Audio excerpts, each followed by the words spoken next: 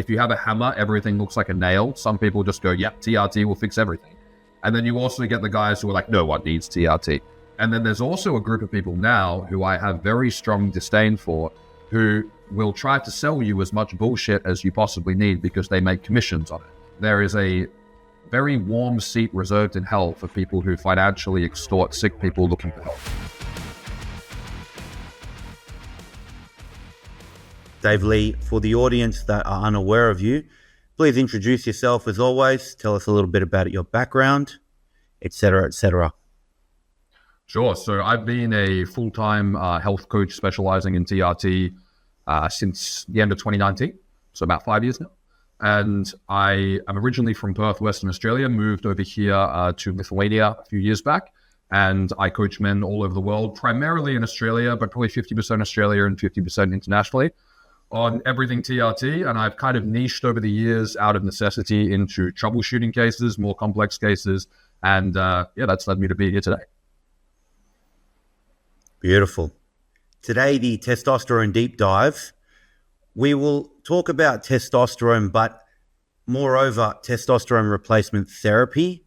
And for those listening, I wanted to kind of hone in on the individuals that are already self-prescribing testosterone, because there is a unique set of issues or hurdles to jump over for those that are looking to get a prescription, yet don't want to crush their levels to zero before they get on a prescription. And especially for individuals in Australia or other countries where it is harder to get these prescriptions. So I think that's going to come in handy today. But before we do all that, we'll start with the basics, the definition. Dave, what is testosterone? That's a good question. So I'll tangent a little bit. So my interest in testosterone originally came from, I was doing my postgraduate degree in neuropsychiatry, and I dropped out because what I was interested in was not what was being taught. We were being taught how to prescribe drugs, and I wanted to learn how to fix the brain, particularly mental health. So if people are watching the video, you can probably tell that I am not from a bodybuilding background. And I generally in this field, a lot of people have transitioned in from bodybuilding, whereas I transitioned in from mental health. So my primary interest was what testosterone did to both the brain and behavior, and secondarily what it did for physiological health. And over the years, that has come to a understanding and appreciation for the interconnected nature of the two, which is what I'm the most passionate about. So without sounding too esoteric and woo-woo, testosterone is a man's life force. It is one of the master marionettes, so you can think of it like a puppet master of virtually every system, digestive system, neurological system, immune system, as well as enzymatic functions in the body. It is a master regulator of homeostasis. It is a master regulator of virtually every function that we have as men. And when this hormone is deficient, or when there are issues with hormone receptor availability, so the hormone may be circulating but not working in the body properly, this can lead to a slew of short-term and long-term health issues. And when we look at what testosterone is, it is a hormone in nature. It's classified as a sex hormone, but we could also classify it technically as a neurosteroid, depending on what definitions we want to give things for the sake of defining things. But that is essentially what it is. It is a sex hormone that is responsible for a huge amount of your subjective experience of being a male. And that leads into a lot of, further discussions in terms of how it impacts your baseline mental health, how it impacts your baseline physiology, how it impacts your personality, how it impacts the way you think. It's not something that intoxicates people. So people can't say that it's something that, I got aggressive or I did this because I was on testosterone. That's not how it works. But it is something that underpins a huge amount of not only how you feel, but the decisions that you make. And that's why I'm so passionate about testosterone replacement therapy, especially correcting deficiencies for young men, because it can completely change the trajectory of a male's life if you spend your formative years with high testosterone or low testosterone. Great answer. I guess we can both agree that testosterone is not optional, it is critical, right? Definitely. And I think that there's multiple classes of men that we look at with hormone replacement therapy, but I'd like to look at two. There is one group who maybe previously had optimal testosterone levels and potentially they, abused anabolic steroids and dysregulated their production. They maybe had like a testicular injury, maybe went through something like chemotherapy, which damaged their production, or they had age-related hormone decline. And the idea of testosterone replacement therapy is to restore their levels back to when they felt good when they were younger. But then we've got this whole other class of men, which are primarily focused in a generation of maybe 35 years and younger at the time of recording this podcast, where they've never had optimal testosterone levels to begin with. And they've never experienced their body having this saturation of androgens. And this has led them to a completely different psychological and physiological state. And if we said to a guy at 30 who's like this to say, hey, we're going to take you back to feeling how you felt at 21, he'd be like, fuck, that sounds awful. I don't want to do that.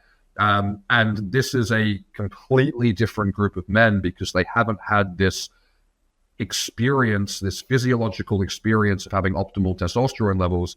And when they can transform their biology with testosterone and repair this foundation, the mental and physical healing that they can undergo in the coming years, especially when coupled with proper additional forms of therapy, which are not just talk therapy, like experiential therapy, exercise, martial arts training, mindfulness meditation, mobility work, focusing on certain things in life, can be absolutely life-changing. And it's what I originally went down the path of neuropsychiatry to try to discover.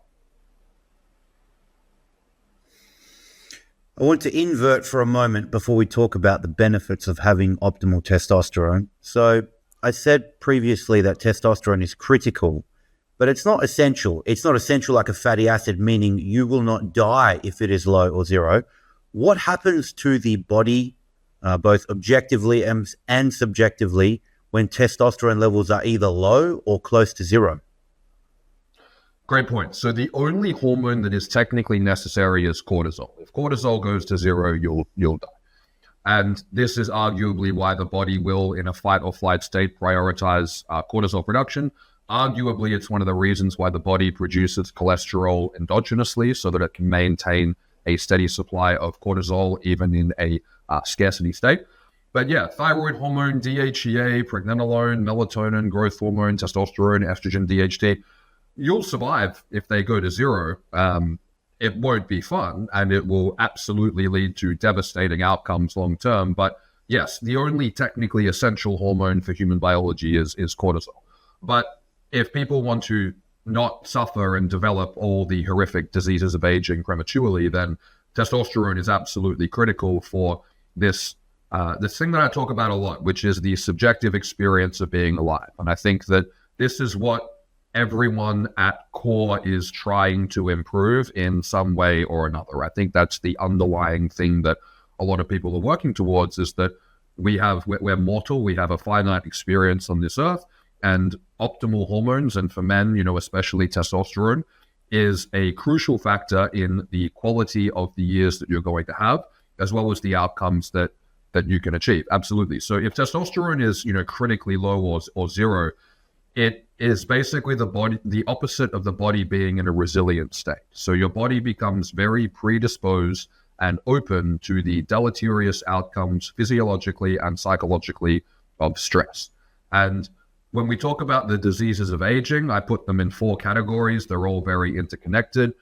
This is dementia, cognitive decline, brain degradation, diabetes, the various spectrum of insulin resistance, cancer, and heart disease. And they're all, very connected in their root cause pathology. And they all come down to a heightened state of biological stress as the catalyst for these states developing. And testosterone is internally one of your body's primary buffers against not just at the receptor level, the effects of cortisol and adrenaline, but also the catabolic processes of the body breaking down. Because the body is very complex. We don't really understand as much about the body as we like to think that we do in science. But what we do know is that the body goes through very healthy cycles of breakdown and repair. When you're in the gym, you're breaking down muscle tissue, and then afterwards you are recovering and rebuilding. And the body goes through these cycles. It's a very important part of biology. But when we look at if someone is in a low testosterone state, they are lacking that buffer towards the stress processes in the body. So not only will this over time cause the body to prematurely age, break down, become more fragile, brittle, catabolic, but the thing that I'm the most interested in, kind of, coming back to this topic, is that we are subjectively experiencing this machine being alive. We're driving the car. We are the car.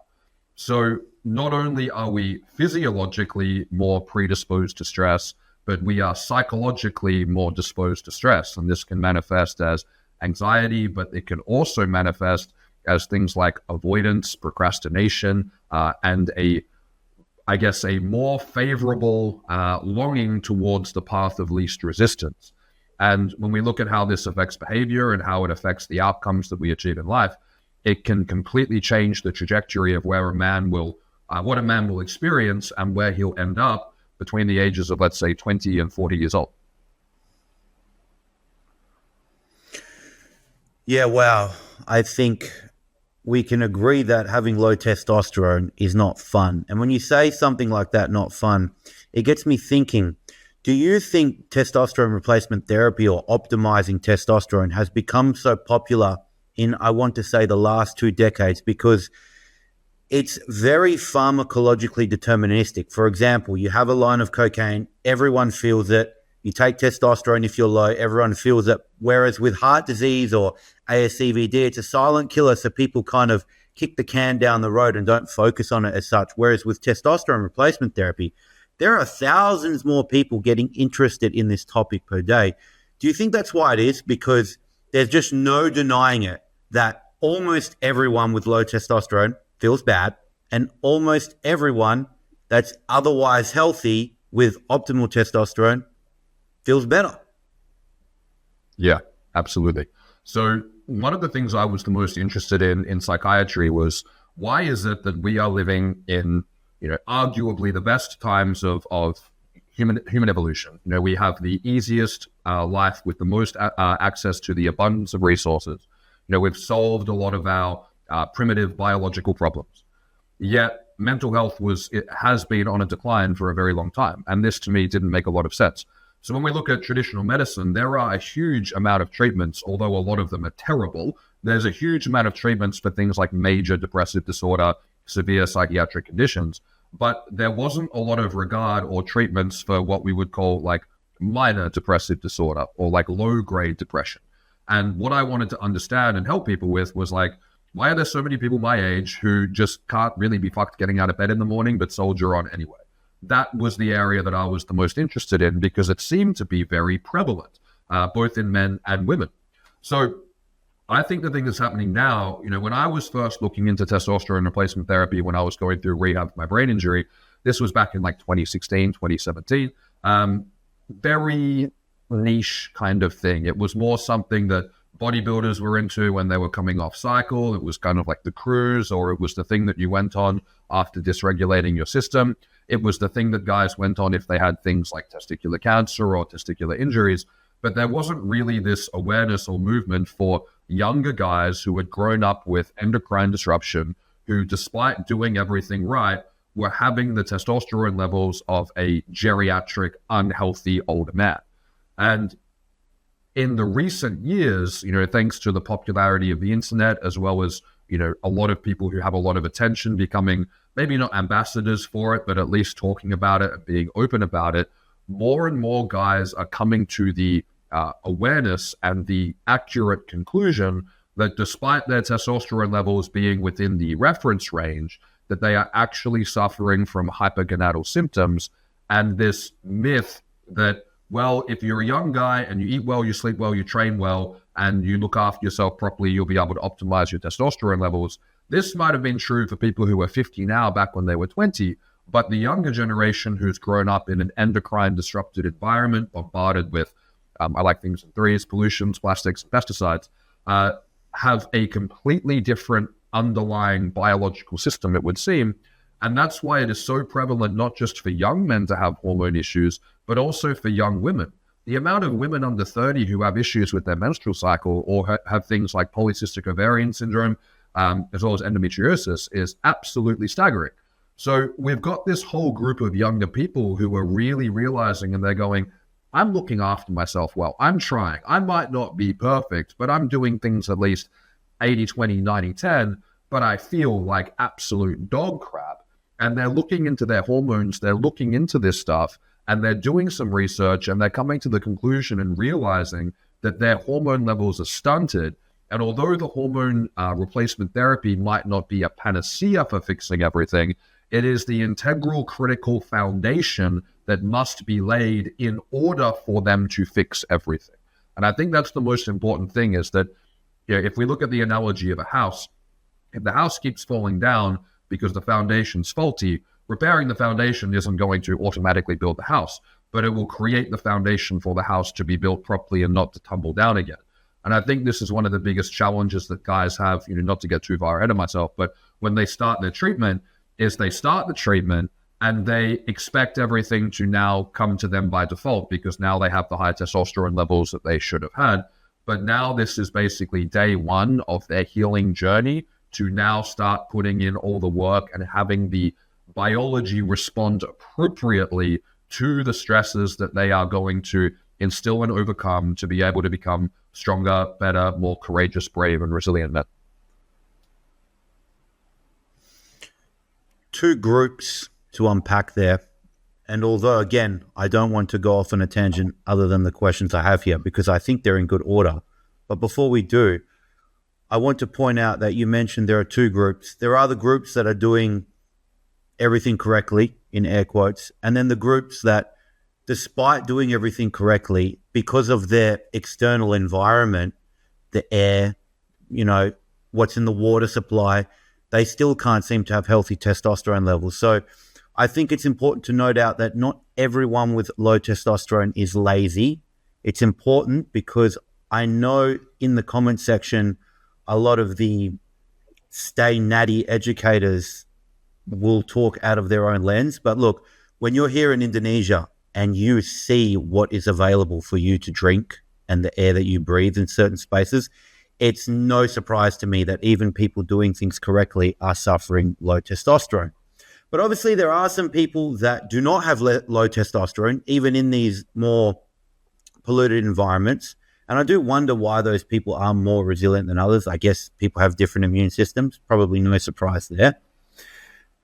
But to question 5, should we treat low testosterone only when symptoms are present, or are there other silent but harmful indicators? What I mean by this is, say you pick 100 people, 50 of them are symptomatic, 50 of them are not symptomatic, but in that 50 that are not symptomatic, you still find individuals with really low levels of testosterone on the blood work. Would you still want to treat those people? That's a very good question. And this is one of the challenges of not only internet culture. I think it's fascinating that personal trainers somehow think that they have a master's in biomedical science. But maybe that's a topic for another day.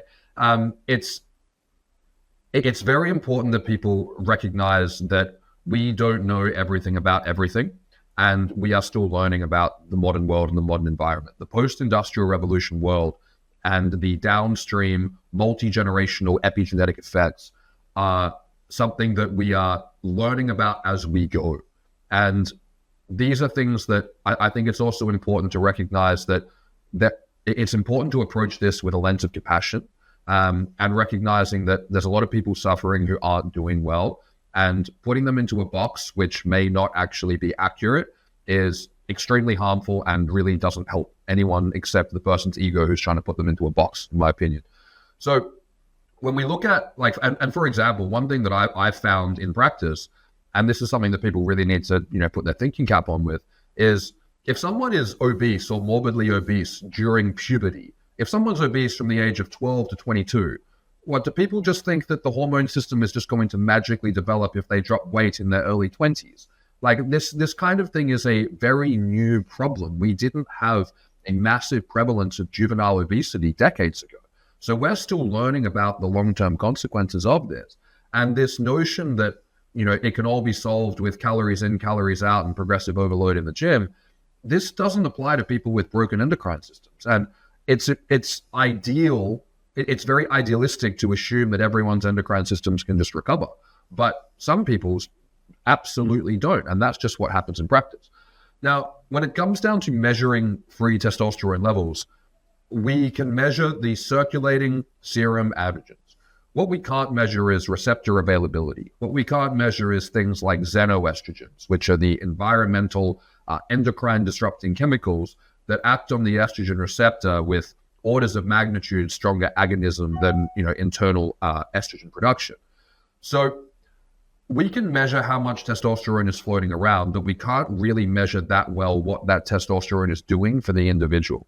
And the tricky thing when it comes to measuring the cross-section between blood work and symptoms is that low testosterone symptoms are very ambiguous.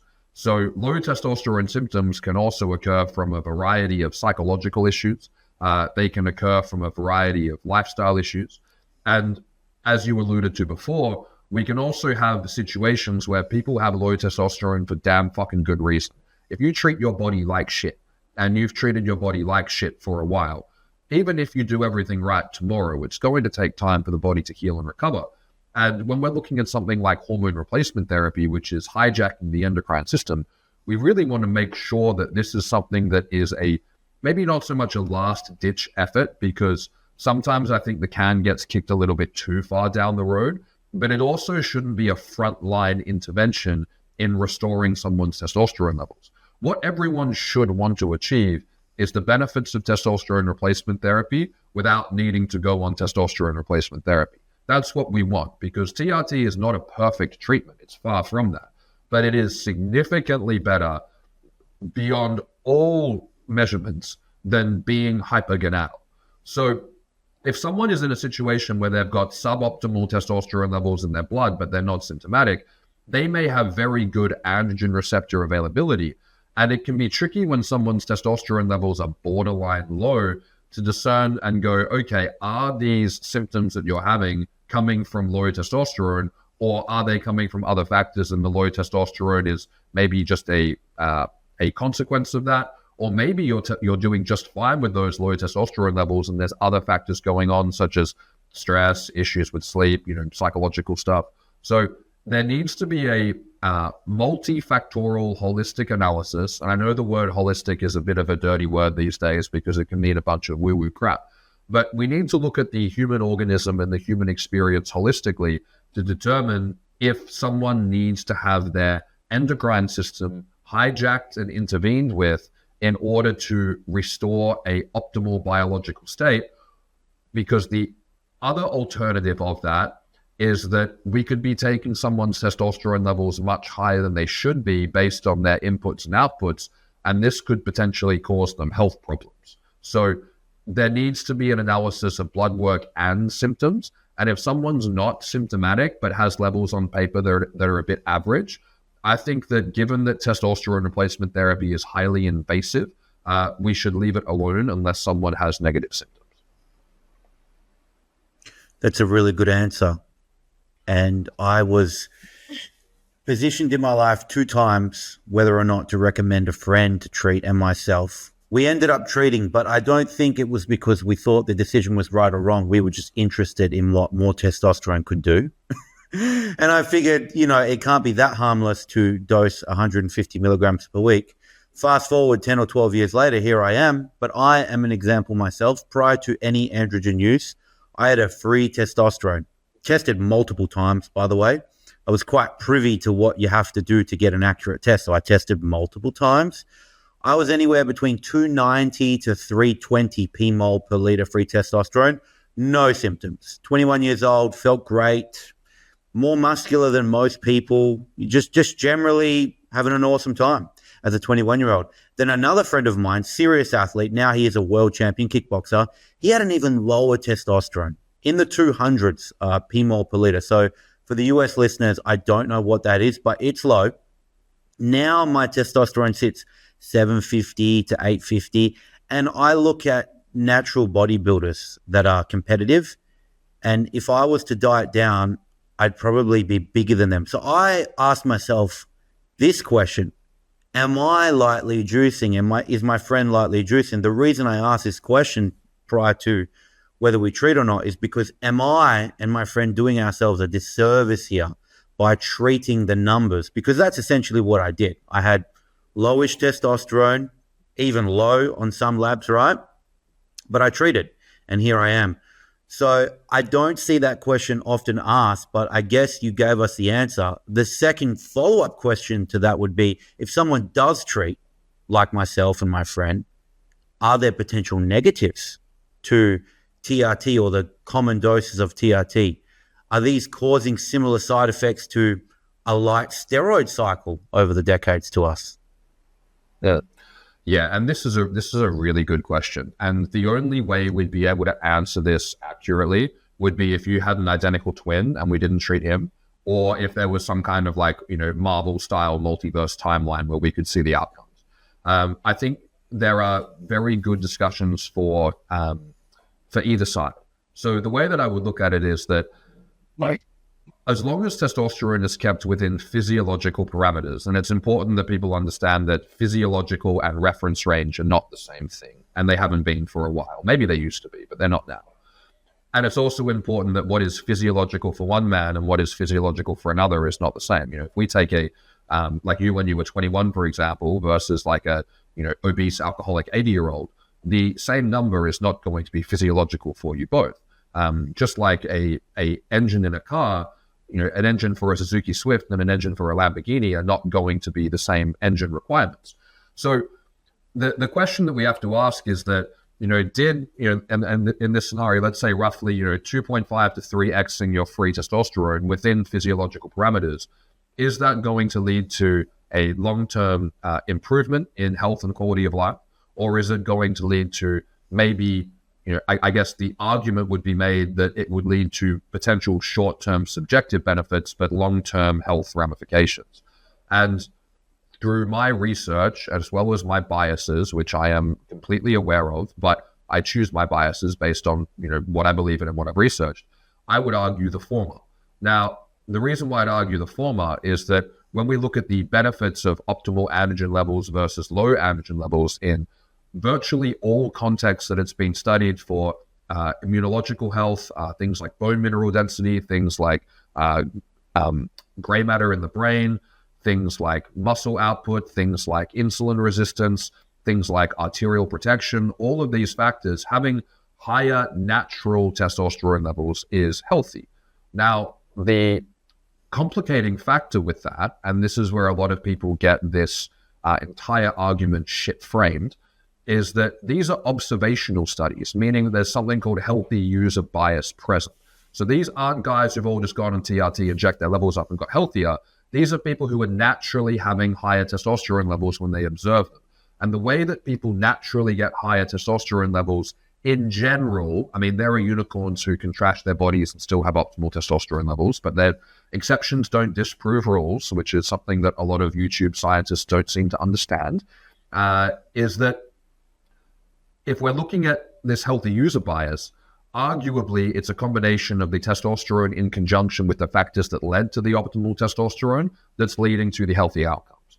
And this is why when I'm coaching my guys on TRT, I try to really strongly instill the teaching that if you are going to go on testosterone replacement therapy, this is not a free pass that you can go, oh, well, my testosterone production is taken care of, so now I can kind of eat more cheat meals and trash my body and kind of do whatever, and my testosterone production is taken care of.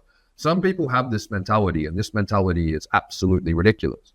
The correct mentality is that if you are going to exogenously, so externally administer the testosterone levels of a healthy man into your body, for that to lead to the health benefits that it has the potential to lead to, you have to be living in a way that you would be producing those optimal testosterone levels if you could. And if that prerequisite is met, so we're talking, I would say that the levels that you're looking at are conservative within the spectrum of what people would consider hormone optimization therapy for testosterone. I think if you're doing that, plus you're living well, I think that this would lead to both betterment of short-term and long-term health outcomes, because based on not only what we see in literature, but also in practice, what we see in blood work.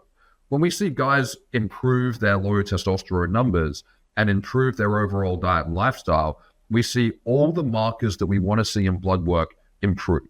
We see triglycerides come down. We see C-reactive protein come down. We see, TSH come down.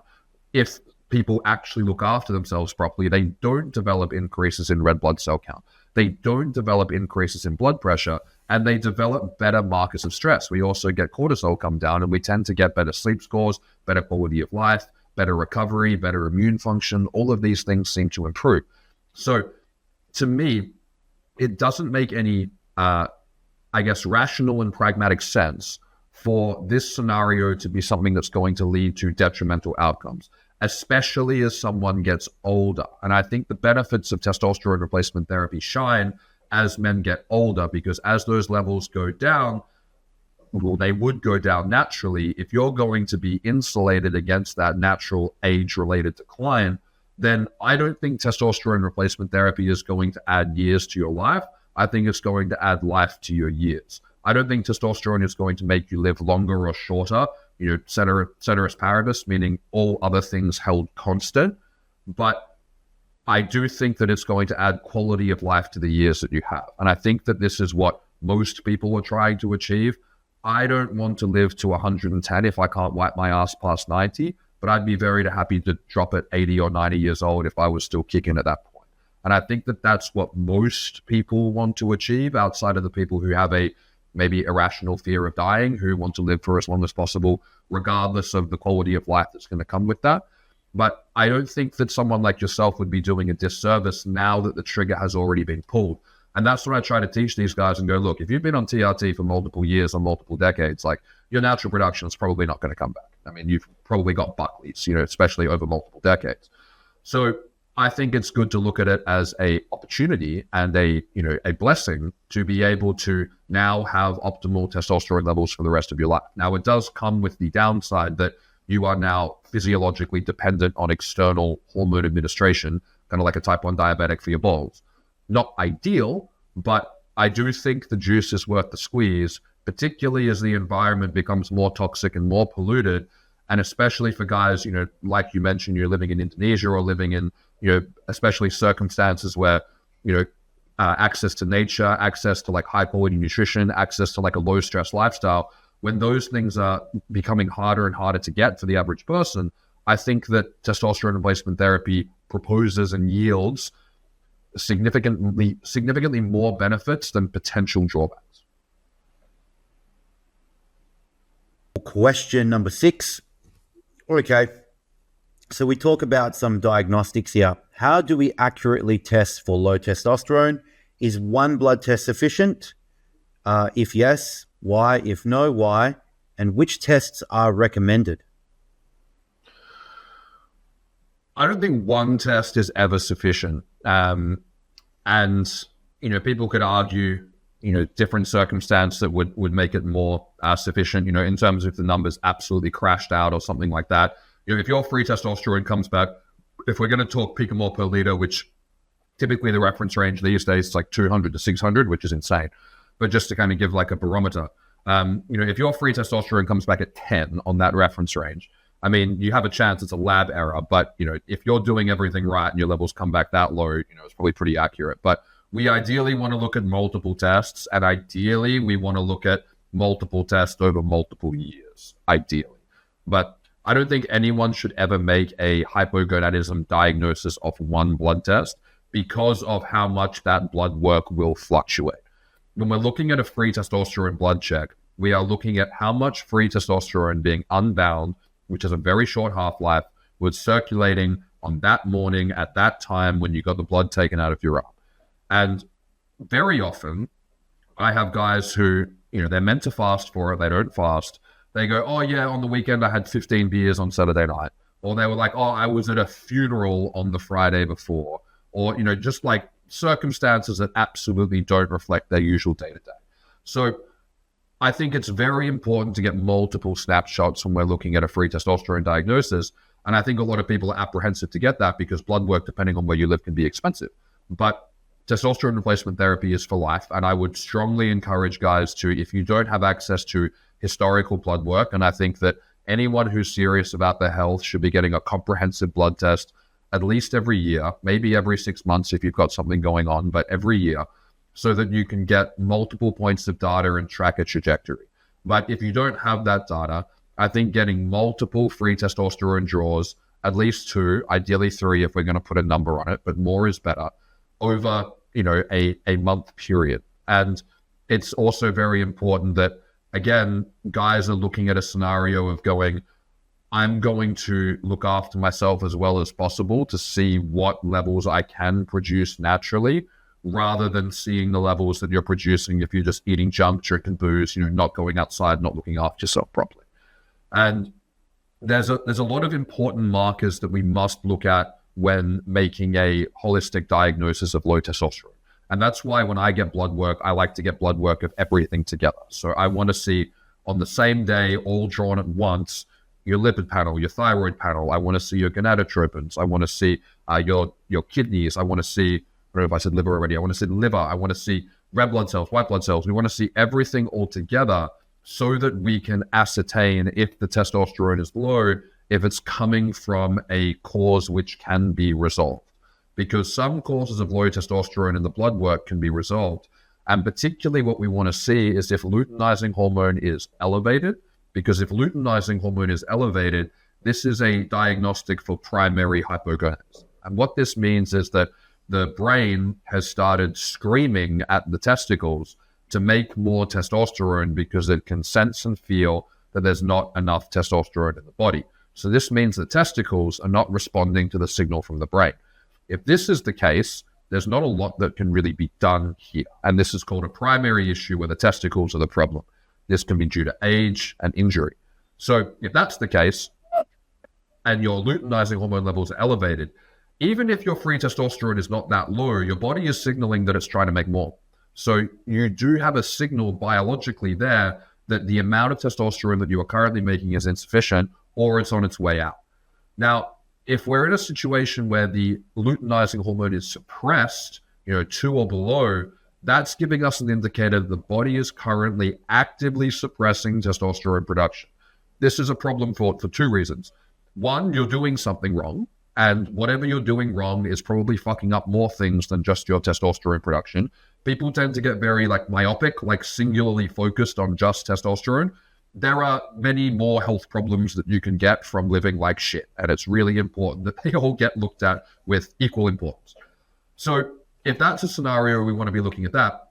But the other reason why we need to consider this very seriously is that if you're, again, going back to car analogies, I use car analogies all the time. I did a whole lecture about cars.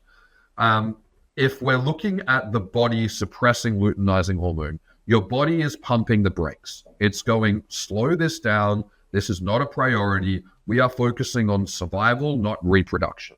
So your body is pumping the brakes on this system in the body.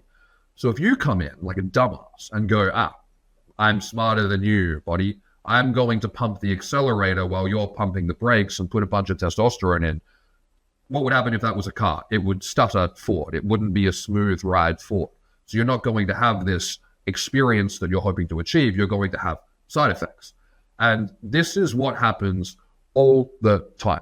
If I went onto Reddit or some kind of forum where people are trying to troubleshoot their TRT issues, assuming they've got a protocol that's at least 80% decent, the number one root cause of the side effects is what caused the testosterone suppression in the first place, which hasn't been resolved, which is generally diet. So junk food, drugs, alcohol, not doing enough exercise. Those are generally the big ones.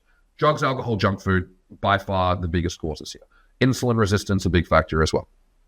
But the holistic human experience aspect of that is that a lot of the time people feel like shit, so they do things in the short term to make them feel better, and then that makes them feel more like shit, and then this vicious cycle repeats because suffering is something that's quite subjectively difficult to experience. So again, there has to be compassion for guys in this area, but there also has to be realistic and pragmatic outcomes that we look at. So that's really important when looking to diagnose the free testosterone deficiency. Is it a primary or a secondary issue?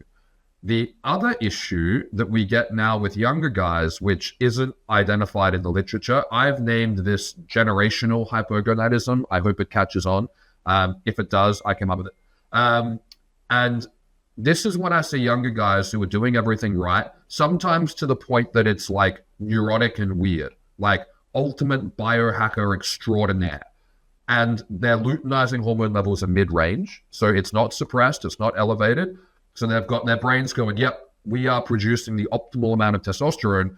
And their free testosterone is like 100, 150, and they feel like dog shit. And in my opinion, this is the long-term outcome of what happens when people's parents and grandparents get exposed to this toxic diet and lifestyle, and then it's just multiple generations of reproduction down the line, and this is what's happening to the younger generation.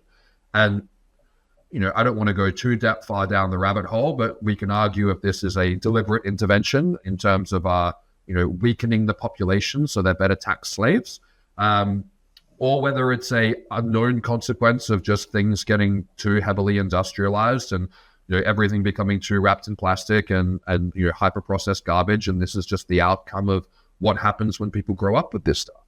So in those guys, that can be very tricky for them because they're being told, oh, well, if you're young and you're healthy, then you should have optimal testosterone levels.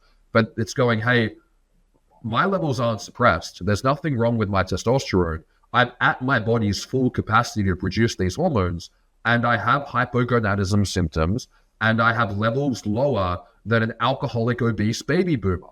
And I think this is a real problem. And there was this really interesting study. I'll have to find it for you because it wasn't the intention of the study to look at it.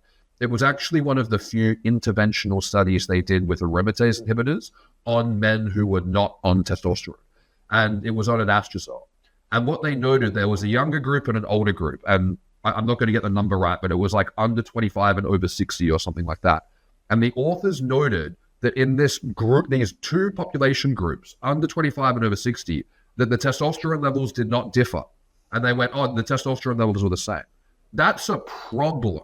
Like, that's not how it's supposed to be, because testosterone levels, assuming that you're healthy, are meant to be on a relatively linear decline from whenever they peak, 16 to 22, depending on who you ask, and until you die. It should be a relatively linear decline.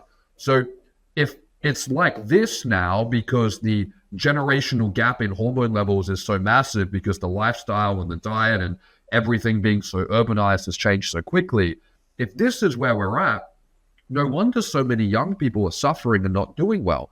And I think if you go outside, one of the most stark things that I looked at was I graduated high school in 2009, and when I went to look at the photos of like all the year 12s at the end of their graduation, so in Perth they're 17. When you look at the graduating class from 1999, 2009, and 2019, we are looking at a vastly different breed of human. Like the 1999 17-year-olds could eat the 2019-year-olds for like 17-year-olds for breakfast. Like, they looked 5 or 6 years younger. They looked like boys. It was men versus boys. And this is something that we see every day. I mean, most guys would go outside and look at the average 20-year-old these days. I mean, the older generation know it. And they are very emasculated. That's the right word. They're very emasculated. They're very soft. I don't like saying that the younger generation is feminine, because feminine is a good thing. Lack of masculinity is not inherently feminine. It's emasculated. It's weak and soft. And this is what the younger generation are coming up as.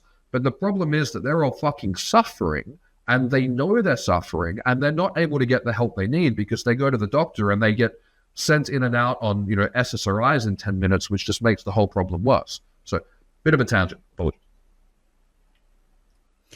Good answer, though. A lot of points for me to address. But before I do that, I'll go to the first part. This is one of those answers where I really do believe people should seek one-on-one coaching. So you did point out that there is free testosterone, but there are so many ways in which it can be low. And then you want to see other labs alongside it. And then within that bucket, there's probably 100 different things. Now, someone like you can point it out pretty quickly.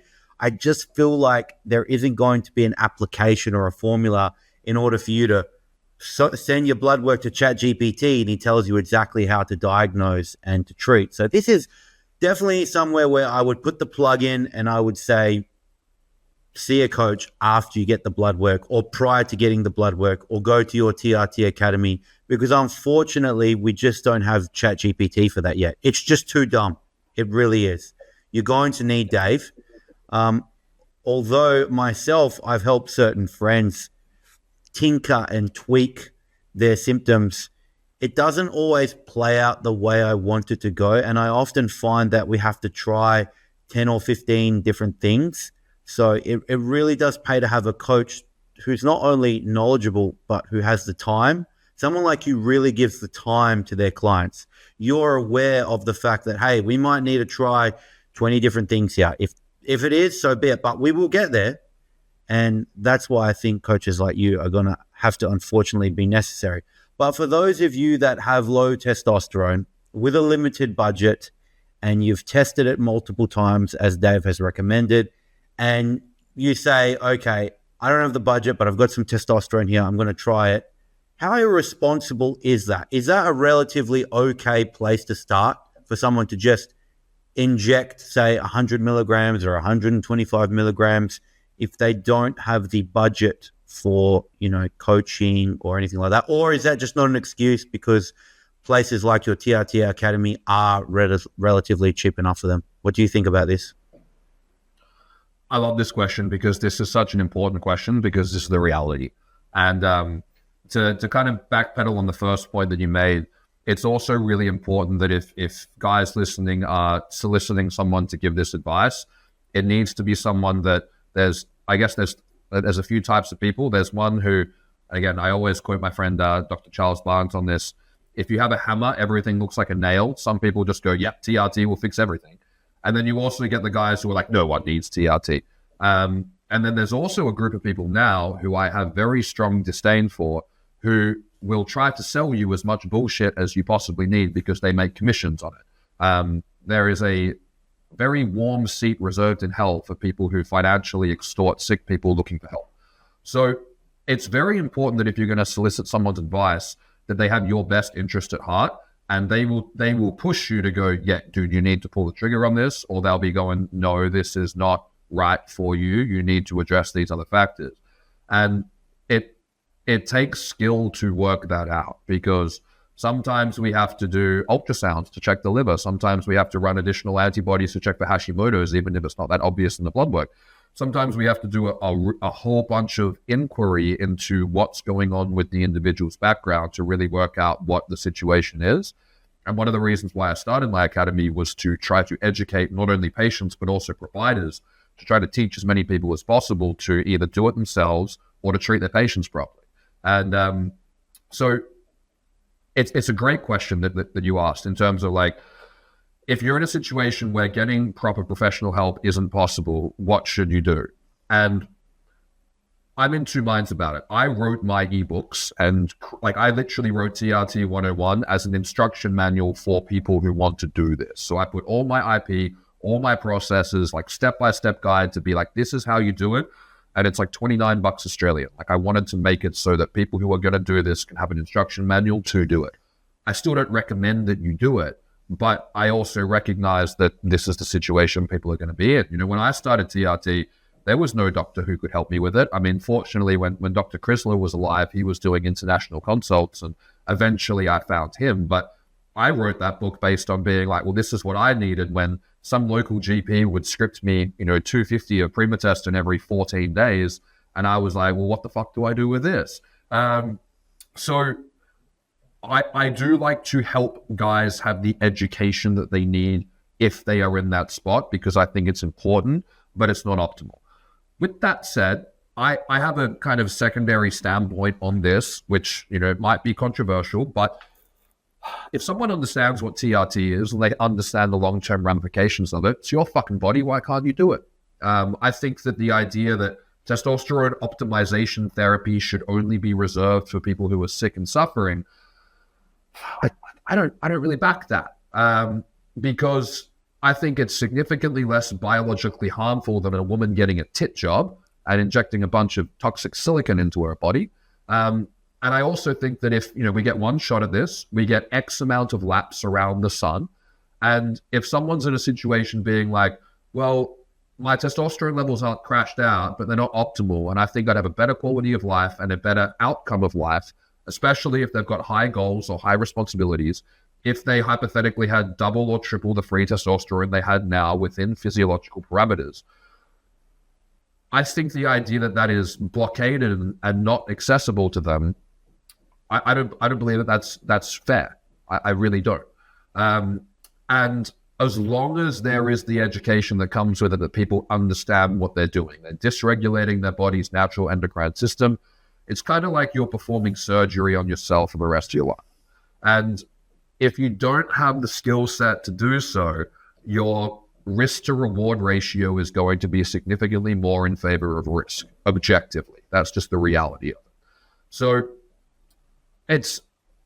I advocate for guys who want to do it, but at the same time, I don't recommend it. And I'm definitely not selling my service because I've only got a few days left for consults for the rest of the year. So you'll probably need to find someone else if you're listening to do this for you. But I do recommend having someone oversee this for you because it's not that expensive to get proper guidance and care relative. And I just look at it very simply. Your earning capacity will increase to the point that it should pay for itself if you try. And that's the very simple way of looking at it, is that if you invest X amount per year into proper TRT guidance and supervision, not only will you get significantly better subjective outcomes than doing it yourself, because a lot of people are very naive when it comes to how complex this stuff is.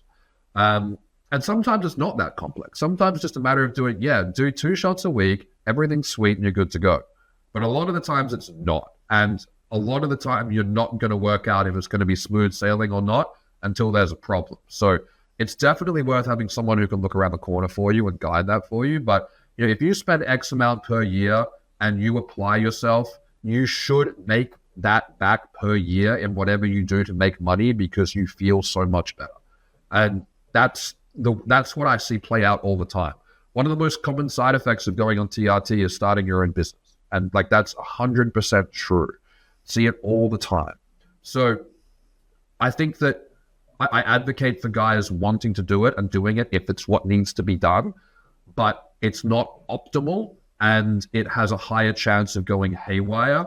But I really feel for the guys who need it, which is why I've created my ebooks and why I created the TRT Academy as well. If you've just started TRT, it is completely normal to feel overwhelmed and confused. There's a lot of new territory to cover, and there is a lot of conflicting information. I wrote TRT 101 so that you can have everything that you need to know in an instruction manual in one place that you can refer back to, that you can have all the questions answered before they even come up. TRT 101 is my best practice approach for TRT from start to finish, and it contains everything that you need to avoid all the challenges and pitfalls that I've seen come up in my clients over the last 5 years. You can check it out via the link below. Good answer. I couldn't agree more. I'm not the health police or the moral police. In the gymnasiums often, because of the podcast with Broderick, etc., people will come up to me and they say certain things. You've got that camp that are, but that's not healthy. And I think to myself, what's your definition of health? These bodybuilders, they're happy. They'd be unhappy if they weren't bodybuilding. So then they'd be unhealthy. So let them take a gram of gear if they want. It's not for me to comment on. And so I see TRT or self-prescribing TRT very similarly to you. You should or should not is not up to me. I think our job here, if you will, is just to make them aware of the risks, because some of them probably don't know certain risks. And I guess that's the point of these podcasts. Rather than me have an opinion or have some sort of moral stance on whether you should or shouldn't, that really isn't my quest here as an interviewer. Next question.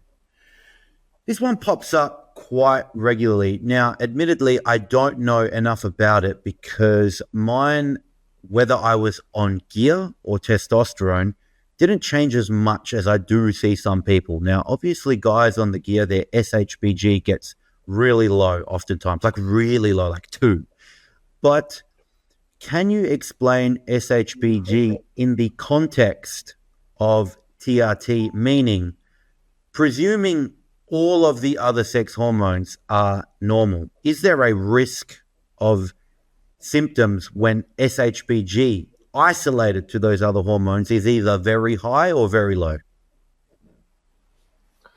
It's a good question, because a lot of the time when we look at the health outcomes of SHBG, again, it's observational data. So it's saying, well, high SHBG is associated with all-cause longevity, and low SHBG is more associated with all-cause mortality. That doesn't mean that if you take your SHBG using gear, that that's going to be the thing that's going to kill you.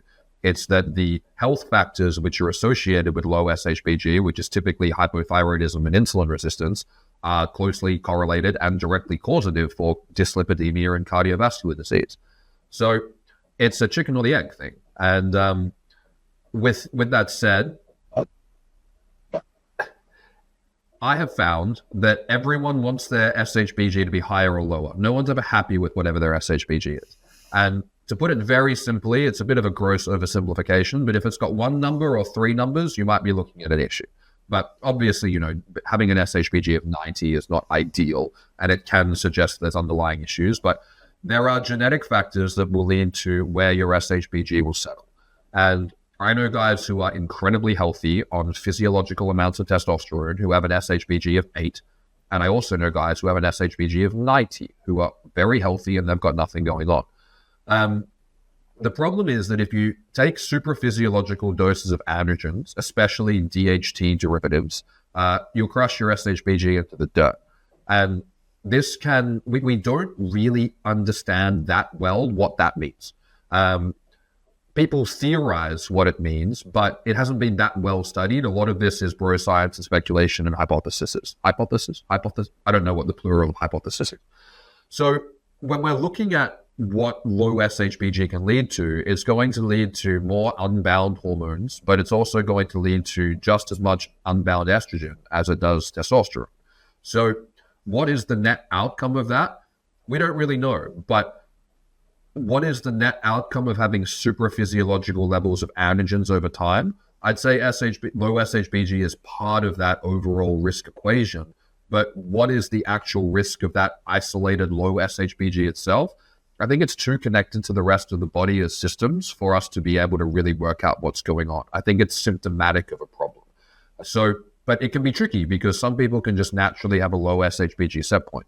So the way that I look at it is that if you're on a physiological amount of testosterone or you're not on any gear and you've got a low SHBG, let's say it's under, just to put a yardstick, let's say it's under 10 or under 15, you want to check if you are insulin resistant or if you have hypothyroidism.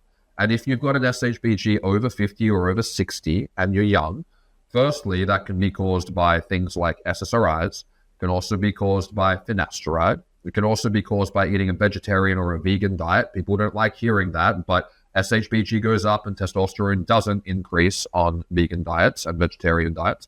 And it could also be a matter of being in ketosis for too long. And that can also happen from being in a very deep, prolonged caloric deficit.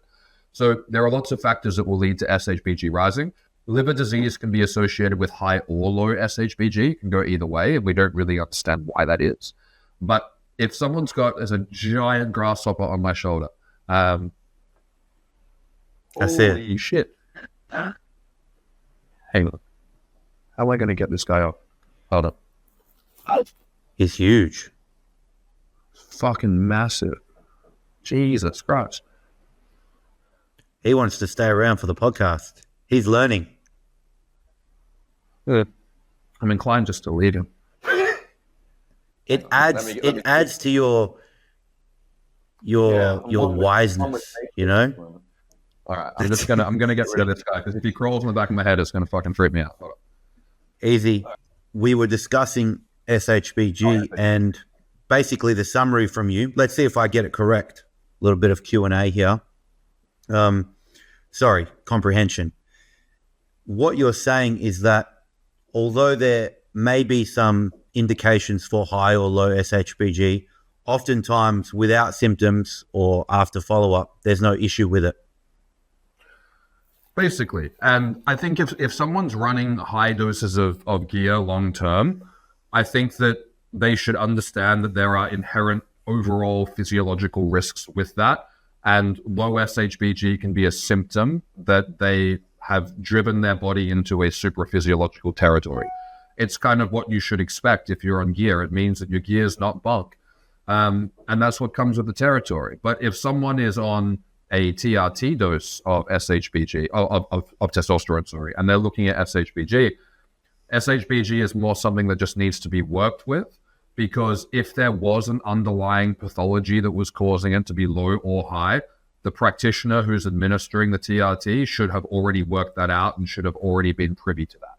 So it can be an indicator, I guess, if someone's doing stuff on their own and their SHBG is out of whack, that maybe it would be a good time to see a practitioner.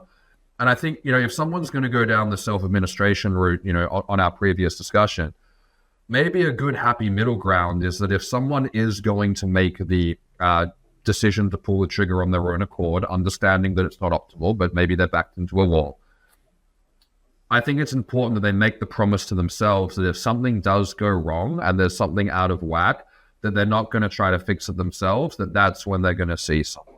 And I think that, if they're going to go in with the mentality of like, I'm going to do this myself, cool. But if something does come up, don't try to start troubleshooting yourself, because that's when I see, like, guys do that for years and then they come see me and then I have to fix the mess. So I think there can be a middle ground with that. And I think that if SHBG is in the gutter or through the roof, that can be an indicator that there may be something to look into, but it doesn't suggest there's inherently a problem. But yeah, if you take too much gear, you'll drive it into the ground. Okay. Very satisfied with that answer. Question 8, I'm going to brief past it. Just nod your head if you also agree that it is a worthless use of our time. Is the free androgen index a useful test? Yes or no? No, it's useless. Cool. Glad we agree on quite a bit. It's easier for me. Okay. I think this one is a useful question. Is there a way to measure androgen receptor sensitivity? Now, I know you mentioned there wasn't. I did hear on a podcast there was some kind of beta testing going on the way that they can do this. Is there anything in the works? I hope so. I'm not aware of it, but it would be great if we could. It would be extremely useful if we could. I guess the question is, if we do find it's high or low, like, what do we do with that knowledge?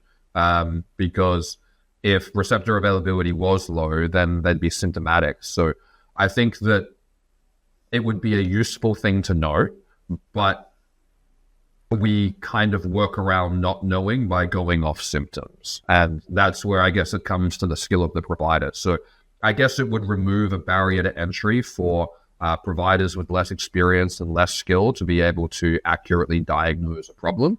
So it would be a useful diagnostic criteria. I'm not aware of anything in the works, but I hope there is, because, it would be a great thing to know. My friend, Dr. Keith Nichols, talks about androgen resistance a lot in terms of advocating for some guys needing quite higher doses of testosterone to achieve symptom resolution. So it's something that's been, like, androgen resistance is documented in the literature. So we are aware that it's present, both in terms of, practitioners who are in the trenches have just worked it out, but there is literature to back it up. So if there is something in the works, that would be fantastic, but it's not something I'm aware of. Androgen resistance, I don't know who made it up, but it makes sense, insulin resistance, I guess we add androgen resistance. I don't know if that's even been medically defined as a thing. Obviously it is a thing. Now, bodybuilders know how to cure this. Good coaches know that numbers don't matter. So, for example, some of the best guys are actually using the least because they're androgen sensitive, yet the aspiring pros tend to be using the most on average. And the dosages can range between 1 to 10 grams. I know a lot of people don't like to believe that, but that just is the way it works. And some people have to take 10 or 20 times the amount to get the same muscle. And even then, they can't at times. So it's very interesting that it doesn't always cross over to the TRT world. In the TRT world, it feels like once you get to 200 milligrams, if that doesn't work, boom, push the brakes. Do not go over 200 milligrams or it's blasphemy. And I don't agree with that. Although I must say one thing. There is a camp that believes it's really common to be androgen resistant. I feel like those guys just like taking a little bit more, whereas the other camp almost doesn't believe it exists on that kind of extreme realm. Whereas me, I've seen it, yes, but I haven't seen it as often as some people have. You have seen way more lab tests than me. How many people out of 100 do you see that genuinely need, say, 250 milligrams of testosterone a week or more? Is it one, two, more, less? It would depend on the age section that you were looking at. I think it's more common in younger guys to be more androgen resistant because I think it is that generational issue. I would say that the average TRT dose for someone to be dialed in that I'm working with is somewhere between 150 and 200. The idea that it's lower than that, I don't think is correct. At least not when it comes to optimizing hypogonadism, maybe for cruising off steroid cycles. But when it comes to correcting hypogonadal symptoms, I would argue with a lot of evidence that more guys need greater than 150 than less than 150. When it comes to the 200 and above, 1 in 10, maybe more, 1 in 10, something like that. Definitely not 1 in 100 for sure. I need 250 a week, but I'm a low responder both in terms of I need my free testosterone closer to 1500 to get symptom resolution, but I also pull on 250 what the average guy would pull on about 200 in terms of like numbers in labs.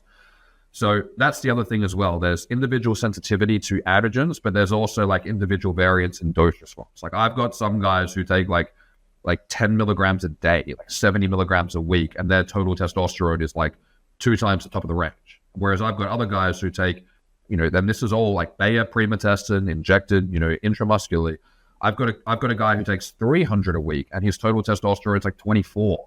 So, there are absolutely variants there. And I would say that those high and low responders in terms of dose response is like 1 in 10. You get 1 in 10 through the roof, 1 in 10 barely move. So there's definitely variance with that. But in terms of like how many guys need a free testosterone of, let's say, north of 1,000 to optimize their negative symptoms versus need a free testosterone of, let's say, 600 to 1,000. Let's say if we say 600 to 1,000 versus 1,000 to 1,500. I'd say for guys under 35, more commonly they need a free testosterone over 1,000. And for guys who are for guys who may be over 40, who might be a little bit more androgen sensitive, just on average, this is not a hard rule, they would be more likely to do better with a free testosterone around where you said yours is, around like an 800. But it also depends on what level you were symptomatic. If a guy comes in and he's brutally hypergonadal with a free testosterone of 400 picomole per liter, he's probably going to need a free testosterone of 1,200 to 1,500 to feel good.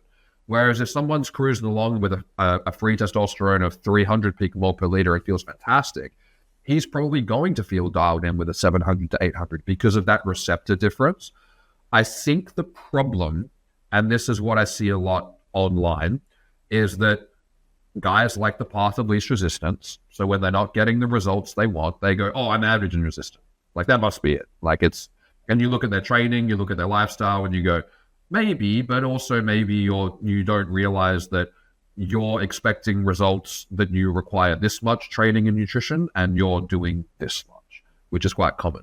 The thing that I see a lot in the TRT space from that aspect, but not from a bodybuilding approach, but from a psychological standpoint, is that, for lack of a better and more politically correct term, guys will be on TRT for a couple of years and they'll still feel like, emasculated, weak men, and they'll think that the solution for that is they need more testosterone, whereas in reality they need to go through the trials and tribulations of male adult life to be able to toughen themselves up. But yeah, sometimes they need more, but sometimes they also need better stimulus, whether it's for the psychological or physiological response, and to be able to have an objective test for that would be helpful. So yeah, that's where I think that would come in. Yeah. As you speak, things are running through my mind simultaneously. I don't know if people can do that. Listen to you fully, but then also be thinking about what else I might be asking after what you're going to say. And it's got me wondering. We have, number one, people that have different androgen sensitivities. Number two, people that metabolize drugs differently, meaning with the same 100 milligrams, one gets a higher score, one gets a lower score.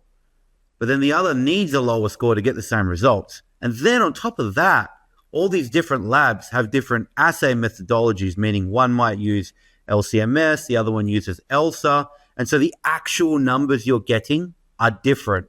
Yet we compare them all and we plot them all on the same graphs around the world. So the Aussies are talking to the Yanks over there in America. Is that offensive? I don't know if it is, to the people in the United States. And then they're communicating with the people in the UK. And there's this kind of comparison that is kind of junk to me in a way. So it makes me invert. I pose this question to you, Dave. If you could not see anyone's testosterone levels, you just couldn't do it. It was illegal. You couldn't get this. The technology wasn't there, let's say. Could you still treat them with testosterone? Meaning you could do it via starting on a certain milligrams, looking at other blood work. You're allowed to look at other blood work. Could you do it without the testosterone labs? Meaning, how important are they or aren't they? Yeah, this is a really good point. And the thing that I'll add is that people on the internet need to shut the fuck up about comparing one man's dose to another man's dose of testosterone. Like saying above X is not TRT is just a demonstration of lack of knowledge and just lack of IQ. It's so dumb. But again, if people are taking, medical advice off Reddit, then that's equally dumb.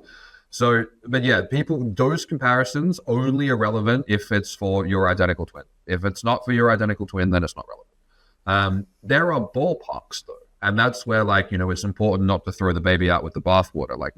I love that saying. There are ballparks, there are templates, there are buckets that people fall into. But, when there's 1 in 10 being this and 1 in 10 being that and 1 in 10 being this, all of a sudden there are too many exceptions to the rule for it to be an effective rule. So there's too much individuality with this, but a lot of guys do fall into an average response, and that's why it can just be tricky for comparison. But yeah, comparing doses between two different guys is useless. Comparing free testosterone measurements between two different guys to try to get a definitive answer off one measurement is useless. Now, back before Ray Peat used to talk about this, back before they could measure TSH, T3, T4 in the blood, they used to treat thyroid purely based off waking temperatures. They used to increase thyroid dose until waking temperature came up and symptoms were resolved. I don't think that's a perfect way to treat thyroid, but when it comes to testosterone, if I have a choice between only having the, let's say, testosterone, SHBG free testosterone versus having the rest of the comprehensive blood work as well as things like blood pressure, I would take the rest of the blood work any day of the week, because that tells me much more about whether that individual is tolerating the dose of testosterone that they're taking. So if they develop things like, dyslipidemia, hypertension, if they develop, if their blood gets too thick, there's a lot of contention around, testosterone thickening the blood, but if they actually develop far too thick blood viscosity, what that suggests, all these factors, it suggests that the dose is too high for them at that point in time. Now, if at that point in time that person is obese and drinking too much alcohol, then the question is, do they need to reduce the dose or do they need to improve their health to be able to tolerate the dose? Both at the same time. But it's very important that we look at the rest of the overall blood work to determine, is this individual tolerating this dose? Have they shot through the ceiling of where they should be in terms of tolerating the amount of testosterone they can handle? Because if someone's health is trash, they might benefit overall if they were healthy from a free testosterone of 1500, but they might not tolerate a free testosterone of over 600. So I'm talking about top of the reference range versus double the top of the reference range for people in different countries, depending on where they're at with their health. So from a health standpoint, the rest of the blood work's way more important because we can see, is this the right dose for you at this point in time? And then we also want to look at their symptoms in terms of how they're feeling. So yeah, I would take symptoms and the overall blood panel over just an isolated testosterone panel for trying to dial in someone's testosterone optimization therapy any day of the week. Yeah. Good answer. and it almost answers 3 questions at once. I was going to talk about different assay methodologies and all of the nitty gritty, but I want to brush past that because what you just said was that even if you have all of that stuff, at the end of the day, you can still treat very well by the other blood markers. And that leads me to my next question. You only get to choose one. All right. I know these are hard questions. It's like a game show, but I'm going to say this quite confidently in my experience and see if you've seen the same. For me, I used to be a writer, like a pseudonymous writer on a forum. So I got to see hundreds, maybe thousands of lab works, not necessarily paying attention or tweaking it for them, but I saw a lot. And one thing I did see that would always go up when the testosterone dose was too high was hematocrit or red blood cell count. So if I had to choose one biomarker, I only get to choose one of knowing whether or not that individual is taking too much testosterone, it's when their hematocrit would go, north of 55. Now, of course, there are other things that can make hematocrit go up, sleep apnea, smoking. I get that. But these are otherwise healthy individuals. I don't know exactly what they're doing, but, they're not having meth benders every weekend, let's say. If you had to choose one lab or one biomarker, could even be blood pressure, anything, what would you choose to determine whether or not this individual is taking way too much?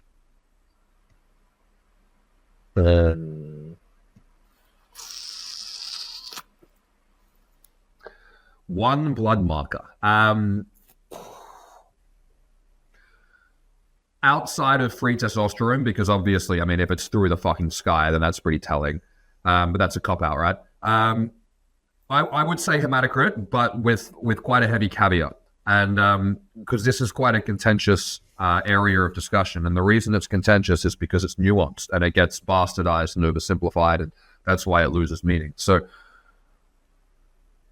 and I'm just going to use hematocrit as a proxy for overall blood viscosity because it's just the easiest one to talk about. So if we look at what a hematocrit tends to be, and you can move the decimal place depending on what country you're in, but the numbers are the same. So generally, hematocrit will sit somewhere between like the low 40s and the high 50s, depending on your health and where you're at. Very broad range. The average guy will sit around high 40s to low 50s, and then exceptions on either side. Now, the whole question of does TRT cause polycythemia? The answer to that, and polycythemia being like a disease state of increased blood viscosity that leads to negative health ramifications. The answer is no, but we also have to look at everything holistically. So to put things very simply, the things that will reduce hematocrit are, one, your androgen levels are a factor, but this is not a healthy reduction in hematocrit. But the things that will reduce hematocrit healthfully is cardiovascular fitness, being hydrated, not smoking cigarettes, not being overweight, and not having sleep apnea. Those things will lower it, especially cardiovascular fitness. Massive, massive, massive, massive factor. So what will happen is that when someone goes on testosterone or increases their androgens to supraphysiological levels, their blood will get thicker. Now, this sounds bad, but part of the therapeutic aspect of testosterone replacement therapy, and again, my friend Dr. Keith Nichols has written a great paper on this, talks about how when we go on testosterone replacement therapy, part of the therapeutic benefits of more testosterone is creating more red blood cells. This is allowing you to deliver more oxygen and nutrients to all the tissues in the body. This is not a bad thing. So that will come with a therapeutic, non-pathological increase in hematocrit of often 1 to 3 to 4 points. The problem is that if someone already has elevated blood viscosity from sleep apnea, poor cardiovascular fitness, smoking cigarettes, drinking too much alcohol, and being dehydrated, then now you're adding a therapeutic increase on top of a pathological increase, which will net the blood being too thick. Now, the question here is, well, what do you do about this? Does that mean that you need to go and phlebotomize? Does that mean that you need to drop the dose? I would argue that it means you need to fix the underlying issue that's causing the problem, because this is an alarm bell of other problems, because all of those risk factors The problem with those is not only the increase in red blood cells, there's a lot of other issues that come with that too. So the problem is that people conflate the beneficial increase in red blood cells from testosterone with the pathological increases from poor diet and lifestyle factors, because they do add together and lead to the blood getting too thick. So yes, if someone is healthy, let's say, and they have a baseline hematocrit of like high 40s or around 50, and then they start taking grams and it pushes their hematocrit up into the high 50s, and they're getting, turnip head, elevated blood pressure, shortness of breath, then now we're going, okay, yeah, this is an indicator that you're taking too much and you're getting side effects. So in the context of PEDs, I don't work a whole lot with PEDs. I would say I 99% just work with TRT, but that is an indicator that, and again, the argument of, well, what's the ceiling for healthy hematocrit? One of the top leaders in the field, Neil Rousier, says that it can be a lot higher than 55. Some people say 55 should be the cutoff. Some people say it should be lower than that, which in practice isn't actually true. I think a good place to look at is going, well, if it's above 55, if it's between 55 and 60, is there an underlying pathology that is contributing to this hematocrit being elevated? And if it is, maybe we need to temporarily reduce the dose while that's improving if they have negative symptoms of it being elevated. But some guys will have a hematocrit of 56, 57, no problems, no issues whatsoever. They're working on getting the rest of their stuff in order. It doesn't mean we need to donate blood. It doesn't mean we need to drop the dose. But if they're having symptoms, it's more important that rather than going, oh, we just need to reduce the androgens, it's going, well, hang on, you're not tolerating the therapeutic amount of testosterone that a healthy man your age should have. What does that mean? That means that you're not a healthy man. So we need to resolve whatever that underlying issue that's contributing to the poor health is, so that therapeutic amount of androgens can be tolerated. But if I'm getting an indicator of, is the guy tolerating the amount of testosterone he has in his body at this point in time, hematocrit would be a useful marker for that. Yeah. Thank you. Very good answer. I didn't mean to box you in and to make the question so simple and say you have to choose one. But the reason I did that is because... Thank you, man. You know why I did that with hematocrit? And I knew you'd say hematocrit. I felt that I had a pretty good chance that you agreeing, is because it just seems so directly proportional. But the reason I knew you would also talk about where the contention or the cutoff is for hematocrit is because, I just have never been able to get a good answer. Now, I don't know enough about the physiology to know when it becomes a risk. I do know on the extreme end, my own personal experience with athletes where symptoms seem to be consistent across the board.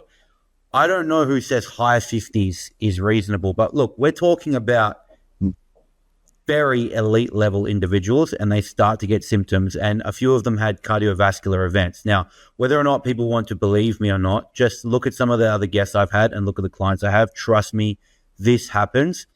The reason I think over 55, this is just my opinion, this is why I want to get your opinion too. The reason I think 55 and over is the cutoff point is because I have also seen a lot of naturals who are in very good shape. Mind you, I'm talking to athletes here. These are the creme de la creme of the athletes, kickboxers, fighters, whatever. None of them have hematocrit of 55. None. I've never seen a lab work of a natural with it that it's in health. So I figured, why not replicate healthy naturals? Why are we thinking that this is okay? What do you think the cutoff is? What is the cutoff for you? It's 55 or?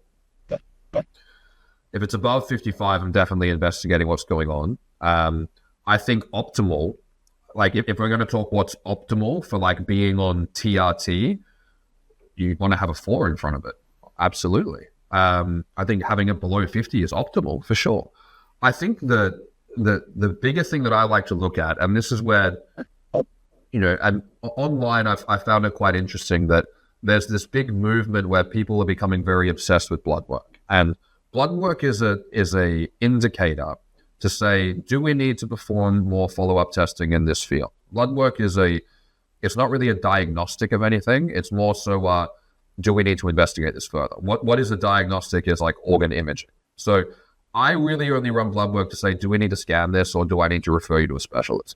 And I would rather, if we're going to talk about like, the individual being healthy rather than, what's the ceiling for that, how much additions they can inject, I would be much more interested to know, do you snore? How much cardio do you do? What's your blood pressure? What's your VO2 max? What's your resting heart rate? All that kind of stuff. And how much water do you drink? Or how much water did you drink that morning before the blood test? And I always tell people, my clients, I have a rule where I say, you go to the shop and you get one of these, like a 750 ml bottle of mineral water, because well hydrated is a subjective term. So drink one of these in the morning before your blood test. And if it's elevated, I want to know, do you have sleep apnea? There's a very easy way to get a sleep study. It's called Ask Your Wife. She'll tell you if you have sleep apnea. Or if you don't have a partner, go get a sleep study. If you can't afford a sleep study and you don't have a girlfriend, download an app called Snore Lab, and that will tell you, it will record your snoring and it will play it back for you.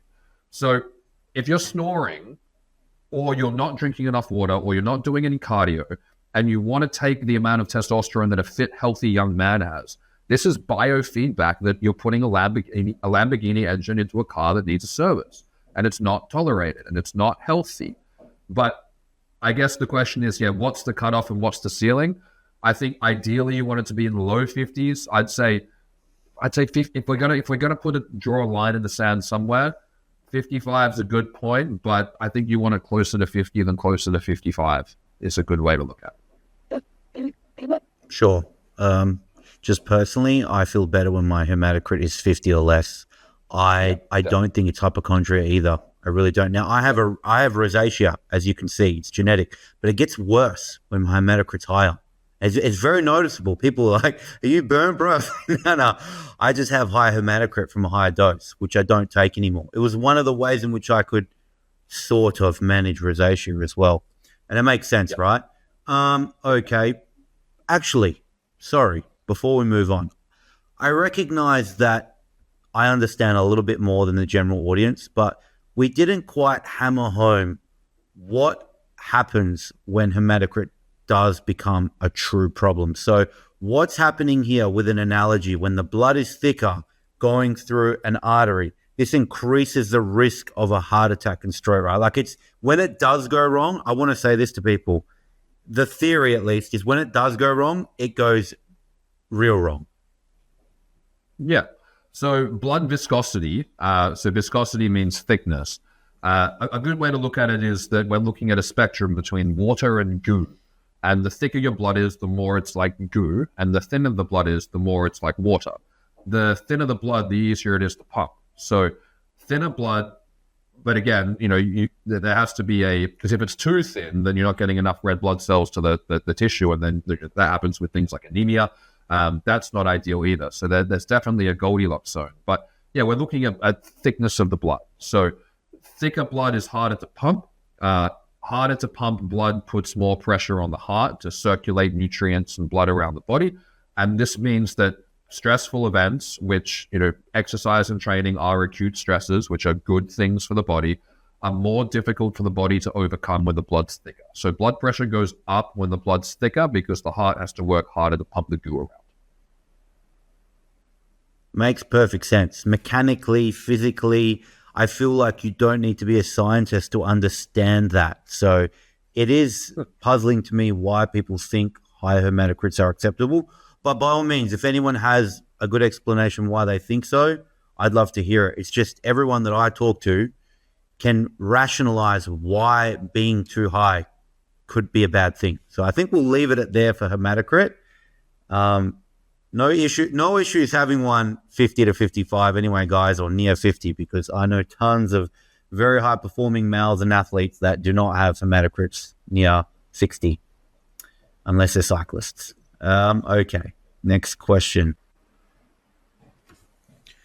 Now that someone has either seen you or read your ebooks, they apply for testosterone replacement therapy, they pass. Which testosterone preparations are most widely used in your care, and why? There's 3, Cypionate, Enanthate, and 20% transscrotal cream. And I would split the cream again into two categories, which would be liposomal or HRT base. So in terms of why, enanthate and cypionate is purely an availability thing. So in Australia, we have Bayer Primatestin, which is the pharmacy formula for testosterone enanthate. It comes in preloaded syringes. They're cheaper. So that's why it's a factor. And Cypionate is something that we have to compound.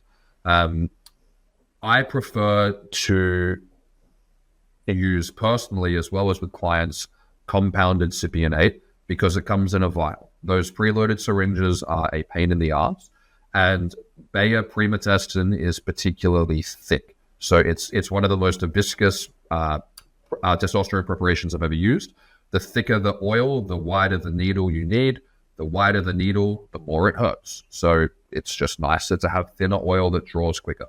I also find that in practice, the Bayer Primatestin, as well as castor oil, cottonseed oil-based preparations, will often enough cause an immunogenic response that it becomes a pain in the ass for the clinic to maintain, thousands and thousands of patients. So I find that about 1 in 20 on average guys will get an immunogenic response to something like Bayer Primatestin, whether that is flushing immediately after injection, swelling at the injection site, a whole bunch of acne around the injection site. A lot of guys' bodies react badly to that stuff. So my preference for injectable is going to be testosterone cypionate in MCT oil. Now, the difference between enanthate and cypionate is quite contentious and misunderstood. There is a 1 molecule difference in the ester between cypionate and enanthate. Cypionate has a slightly longer half-life than enanthate. Now, when you look at what the half-life is, it is not agreed upon. And the reason why it's not agreed upon is different studies inject different depths of testosterone into different muscles. It still gets 100% uptake, but it impacts the variability of how quickly it metabolizes in the body. So I've seen some studies say that enanthate has a half-life of 3.5 days. That's the lowest I've seen. I've seen some studies say it has a half-life of 8 days. It's a huge range. The other problem is that people conflate half-life with mean residence time, which half-life is how long does it take to eliminate 50% of the drug from the body. Mean residence time is what is the average amount of time the molecule resides in the body, which is longer than the half-life. So Cypionate arguably has a half-life of 5 to 10 days. So what I've found in practice is that they're much of muchness. If you're injecting twice a week or more, it doesn't really matter. But from a logistics standpoint, it's easier for us, at least in Australia, to compound Cypionate in MCT oil. I like MCT oil for injections. It's thinner. People don't get an immunogenic response. And if people are going to try to do subcutaneous injections, it tends to work more often because it's a thinner oil that absorbs better in the fat. I still don't really recommend subcutaneous injections because they don't work for a lot of people. But Cypionate and enanthate are more closely related than people think. I've seen some people, I'm not going to name names, say that enanthate has Cypionate has double the half-life of enanthate. That is not true, and it's definitely not true in practice. Cypionate molecularly definitely does have a slightly longer half-life than enanthate because it does have an extra molecule in the ester, but the difference in half-life is negligible when we're stacking multiple half-lives on one another in practice. I have never seen a guy swap from enanthate to Cypionate or Cypionate to enanthate doing twice a week injections, measuring their testosterone levels at trough, so right before their next injection, and have a massive variance in their levels. So they're relatively interchangeable, but Cypionate technically has a longer half-life, and that's going to make it preferable if we have to make a choice between the two. Sustanon I only really recommend for guys in the UK because it's so damn cheap over there. It's like a couple of pounds an ampule. So that's, going to be awesome for a lot of guys. I don't think Sustanon has any advantages over Cypionate or enanthate. If anything, it's more unpredictable.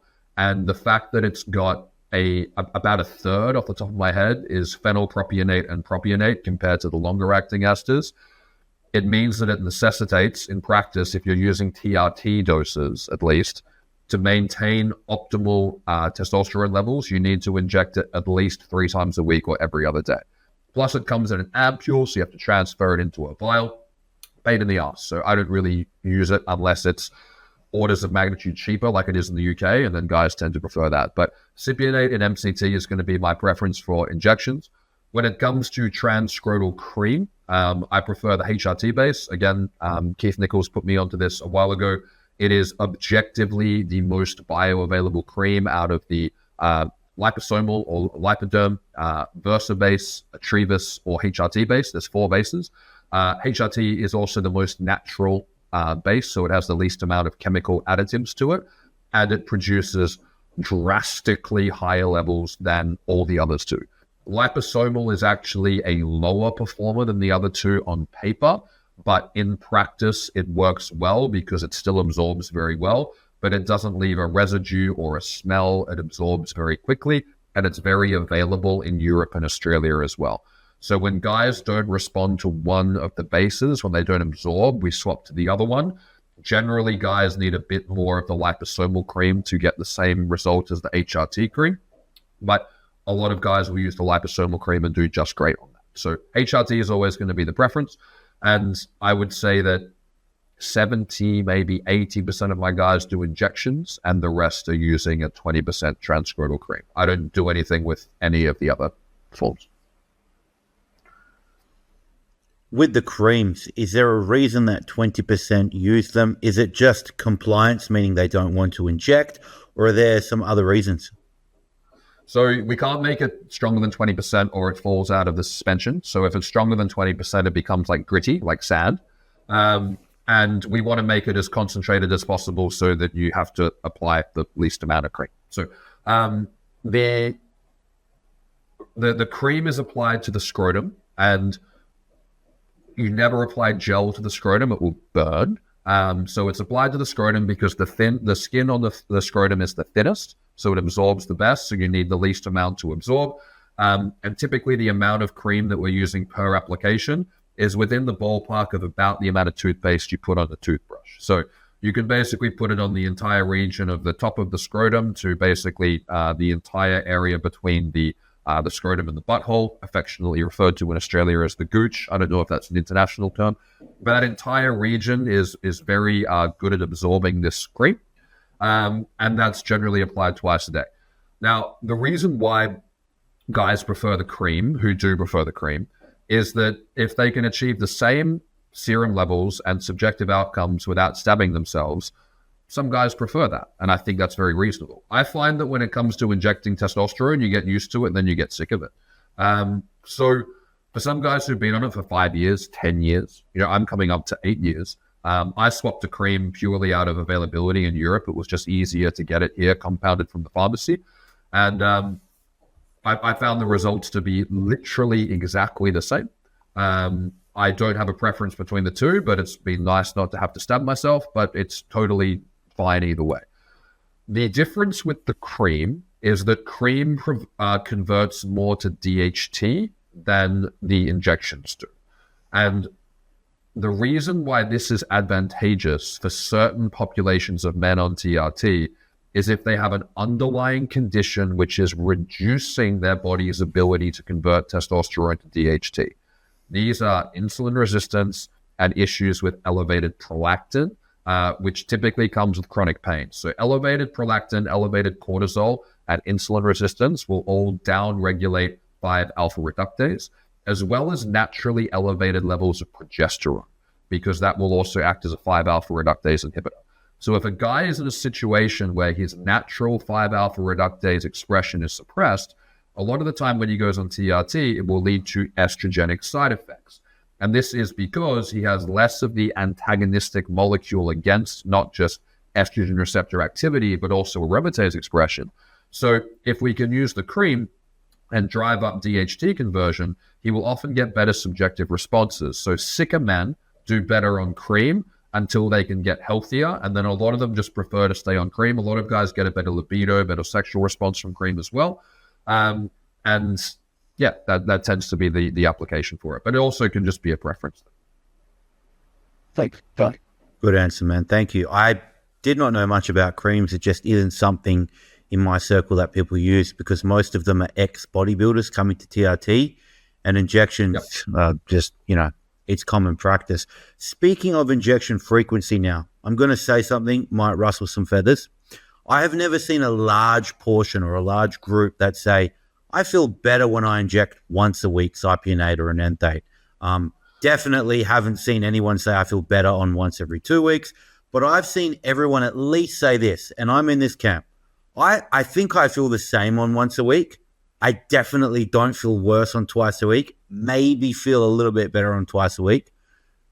Would you say that as a proxy, twice a week for Cypionate and Enanthate is responsible that everyone should try? Or are there any people that fall in the camp where once a week supports them better? What's the go here with that? I don't think once a week is ever going to be advantageous biologically. The only advantage for it would be compliance, but we do know that it's the peaks and troughs that even if it doesn't affect someone subjectively, we would still make the very convincing argument that biologically they would be healthier if they had lower peaks and higher troughs, just because men benefit more from hormone stability. I've met a couple of guys who swear black and blue they feel better on once a week. I would argue that means their dose is too low and they are subjectively assessing their response to treatment unconsciously based on the days that the testosterone is peaking in their blood. But everyone should be doing twice a week or more. The more you split up your dose, the less oil you're injecting, which means the smaller needle you can use as well. So, if you're injecting, anything more than 0.5 ml, you're typically going to need a bigger syringe than like a 27 gauge 1/2-inch insulin syringe, which is what we recommend for using, TRT twice a week. And so from a easier injection standpoint, from a more stable serum concentration standpoint, and from a pharmacodynamic standpoint, twice a week should be the minimum that people look at. I think any less often than that is laziness. It's a very small injection. Diabetics do it multiple times a day. It's very doable. And for some guys, 3 times a week will be a game changer over twice a week. Why is that? I argue that some guys will have a faster propensity to metabolize the ester based on their individual liver genetics, because some people will say that SHBG is the determining factor for injection frequency. This makes zero actual sense. SHBG is the determining factor for the total testosterone dose. SHBG has nothing to do with how quickly you cleave the ester. It's cleaved by liver enzymes. So and we can't measure, we don't even know specifically which liver enzymes metabolize Enanthate or Cypionate. So 3 times a week is going to be a game changer for a lot of people. I think every other day is a pain in the ass because the day is going to keep moving. I think 3 times a week delivers very similar benefits, and Monday, Wednesday, Friday is just going to be easier from compliance. And then if someone is doing particularly badly with their health or wants to be particularly optimal, daily injections are an option, but it has to go realistically long term. You need to do it subcutaneously, and a lot of guys don't absorb it properly subcutaneously. I think when the novelty wears off, I think 3 times a week is plenty of stability for these guys. And if guys need daily administration to feel stable, that's when I'd recommend they're looking at cream. Very good answer. You mentioned subcutaneous versus intramuscular. Just another anecdote of mine. I've also been through this. We discover that subcutaneous injections are an option. We get into it. We're raving on about it. Then I follow up with friends a year or 2 later. You still going subcut, bro? And the answer is no. I return to I am. And most of the time I ask why. They answer because I started corking, or things just weren't going in the same anymore. And this happened to me all across my abdomen. It even swelled up my abdomen. I think I had that much scar tissue. So is this something you're noticing as well? Yeah. So the subcutaneous thing's really interesting. If subcutaneous worked for everyone, we would never stab the muscle. Like, absolutely not. It would be the absolute gold standard. But in practice, subcutaneous just doesn't work for everyone. If it did, we'd all do it. So when we look at the studies on subcutaneous administrations of testosterone, they were all done with sesame oil. So I think the oil is a factor. But I also think there's individual variants, and there also may be factors with the solvents and other preservatives added as well. But what we find is that thinner oils tend to work better, but it doesn't mean that it makes sub-Q work well for everyone. So if you're going to try sub-Q, you want to use sesame or MCT oil to give yourself the best chance with this. But I find there's like a 50-50 split. I think if sub-Q works for you, do sub-Q 100%, even if you're doing it twice a week, just from a comfort standpoint. But oil doesn't absorb well in the fat. That's why we put it in the muscle. Water absorbs well in the fat, but oil doesn't. And what seems to happen is that, you get this swelling. It swells up kind of like looks like a boil. And it swells up like a big mosquito bite. It can be hard. And that swelling means that the testosterone is not making it into the bloodstream. It's being attacked by the immune system. And so what we often see is not just the corking and the discomfort, but we also often see a drastic drop in serum levels, as well as a return of hypogonadal symptoms. So if guys want to try sub-Q for a period, go for it. I think if you're going to do testosterone injections for the rest of your life, try doing sub-Q for a couple of months. And, if it's well tolerated and you don't get lumps and bumps and your serum stays the same and your symptoms stay the same, happy days. But I don't recommend anyone starts with sub-Q. I think the most important thing when it comes from a pragmatic approach for treating testosterone deficiency is the number one priority should be getting the level stabilized and resolving the symptoms. And that's done by intramuscular injections or transscrotal cream. Injections work more consistently than cream. So injections 2 to 3 times a week. I also think that the worse and this is just something that I've been saying for a while, the worse an individual is doing, the better overall, the more they should inject. Because if your baseline state is hypogonadism, you're going to feel those troughs more sensitively than someone who's just doing better with their overall life. So it's important that if you've been on TRT for years, you can probably get away with doing twice a week injections, maybe every 5 days, because your baseline state is high testosterone and you've probably resolved a whole bunch of the crap that came with the hypogonadism. But if your therapeutic outcomes are only coming from increased testosterone levels, you're going to be more sensitive to the troughs. So I think that when people are starting out, they should inject 3 days a week or twice a week if they are doing particularly well overall despite the low testosterone. And if a guy's like, I don't like doing 3 times a week, I'm like, look, just do 3 times a week for the first 6 months, then dial it back to twice a week once you've got a better baseline for feeling good. And some guys feel a massive, peak and trough doing it twice a week. Some guys feel no different after injection versus before their next injection. Some people will say it's all in your head, it's all psychosomatic. They're all guys who don't use TRT themselves because they're just reading what it says on paper. But injection frequency is a big factor. But with that said as well, I think a lot of the time guys get caught up in the weeds with injection frequency and try to use injection frequency to troubleshoot other issues. So injection frequency is always the first thing to troubleshoot with. It's the easiest thing to troubleshoot with. It's like it's the TRT equivalent of turn your phone off and turn it back on again if it's not working properly. Like that's what injection frequency is. Start with that, and if that solves the issue, easy, great, it will work for a lot of cases. But if there's a major problem with what's going on, you can do daily injections all you like, but that won't resolve, liver disease, hypothyroidism, stuff like that. Very good answer. Something you mentioned before we move on from injection and injection frequency was that even though IM seems to be across the board the one to pick unless you want to tinker with the two, you did mention that as little as a half-inch 27 gauge needle would be sufficient in most areas. So I do that in my delts, seems to work fine.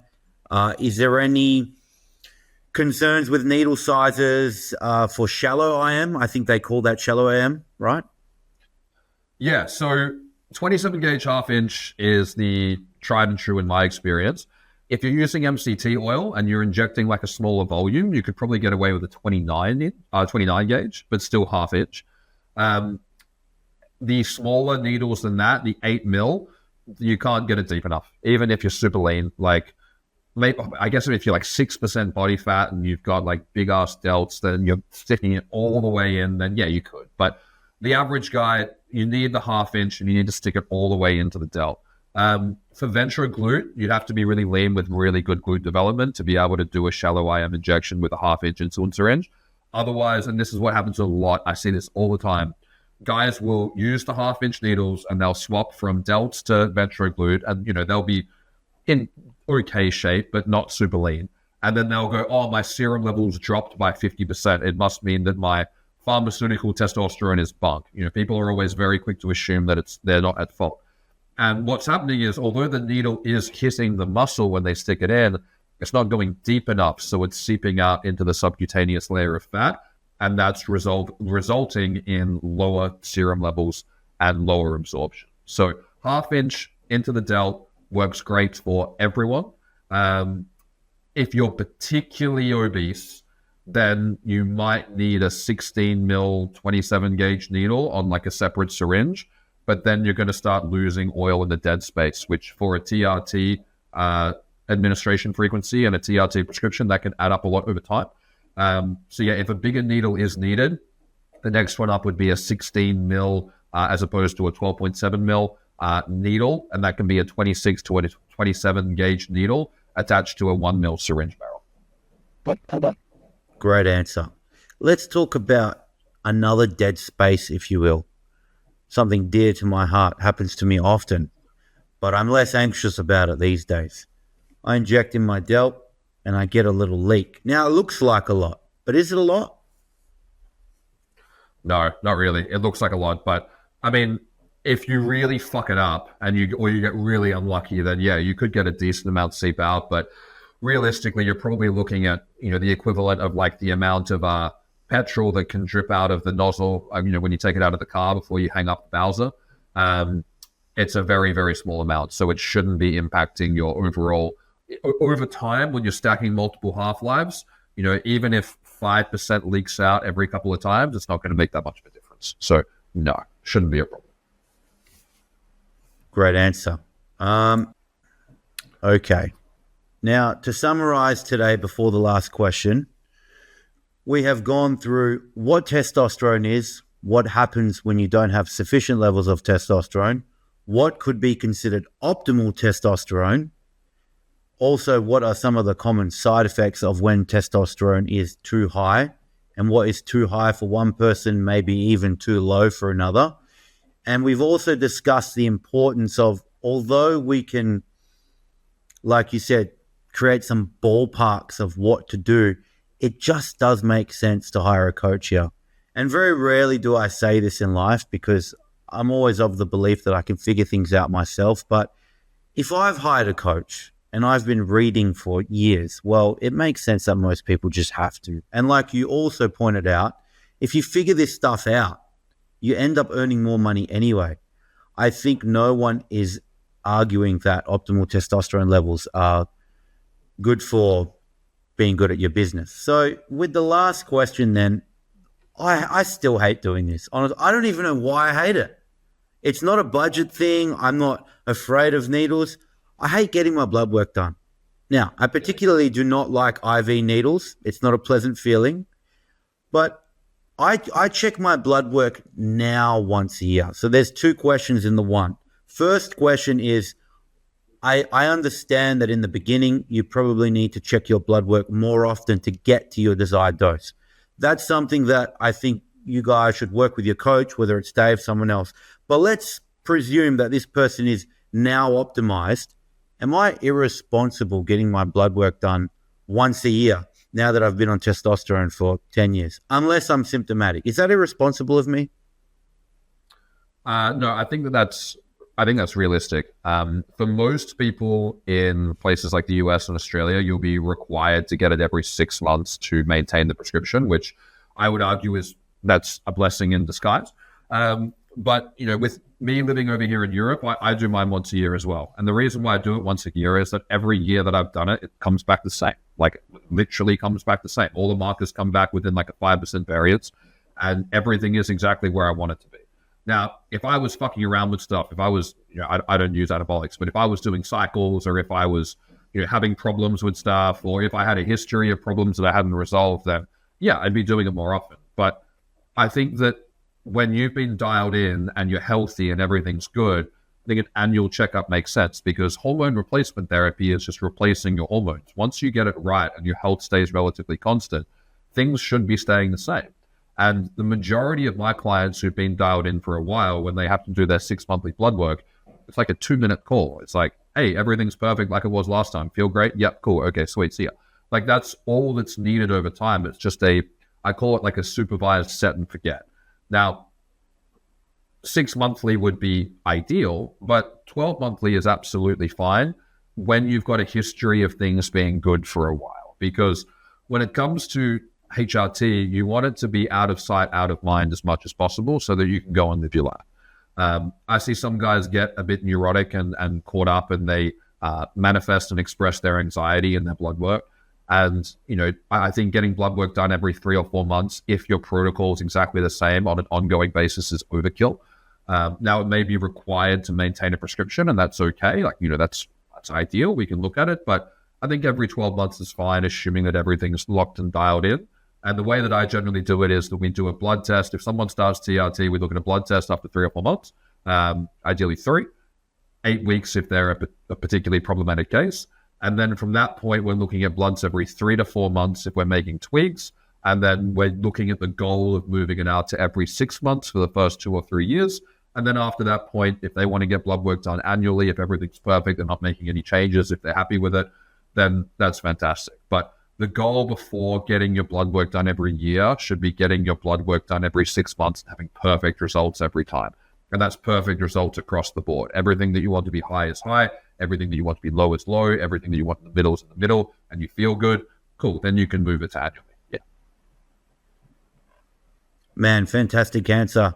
I really enjoyed that podcast. Although, and I apologize to individuals saying that I was going to ask other questions, there's just too many, maybe for another deep dive. But I do feel that we have accurately at least addressed where people need to start.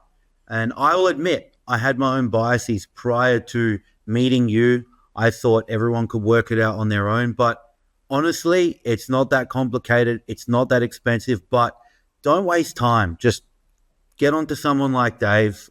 It is a bit of a shame that there's not many people like you. I'll admit that. It's hard to find people. But even Dave in his TRT Academy and on his page is regularly referring to other coaches around the world. So you will find one. Everyone is resourceful here if they're watching this podcast. But I'll leave it with this. There are some bodybuilders on my podcast because they come from Broderick. And some of them are transferring over to TRT now. And I think the cat's out of the bag that anabolic steroids don't make a lot of people feel good at all. Like at all. Like energy, libido, all the stuff people that have never used anabolics think they make you feel, like God mode. No, a lot of people don't feel that way. I certainly didn't. And so TRT is just growing. The reason is because you feel good. And if you have people like Dave that care about tinkering to help you feel good, I mean, what else would you do with your time and money? What is life if you don't feel good? It's bizarre to me that people don't want to focus on this stuff, but it is growing thanks to people like you. So I just want to say thank you, Dave, for sitting with us. And before we go, could you please tell people about your TRT Academy? Because it seems cool. No one's done anything like this. Yeah, thank you. So I launched the TRT Academy. I launched my private Facebook group a few years ago, but every day I'd get a notification being like, we've deleted this post because you said this word. So you actually, on Facebook, you can't post like testosterone and then milligrams, then they just delete the post. So not only was all my posts getting taken down, but I had 800 paying members and the average post was getting served to like 60 people. So Facebook was just becoming a joke for it. So I spent a while looking for new platforms to use to bring it over. Like I was looking at doing Discord for a long time, but I also wanted to make it approachable for people who weren't tech savvy, especially from a mobile platform. So I kept an eye on Alex Hormozzi's school platform for the best part of a year and, joined in other groups and really made sure that that was going to be the platform that was going to be right for this before I did it. And about a month ago, I started putting the work into progress to migrate it across, but also evolve it. So when it comes to the TRT Academy, my goal for this is to be able to create the best possible value community for people, which means that it has the most expertise with the lowest price tag so that everyone can get access to it. I wanted it to be something that was people had no excuses not to join it if they needed help because it was financially attainable. So my goal with it is to deliver as much value as possible with it.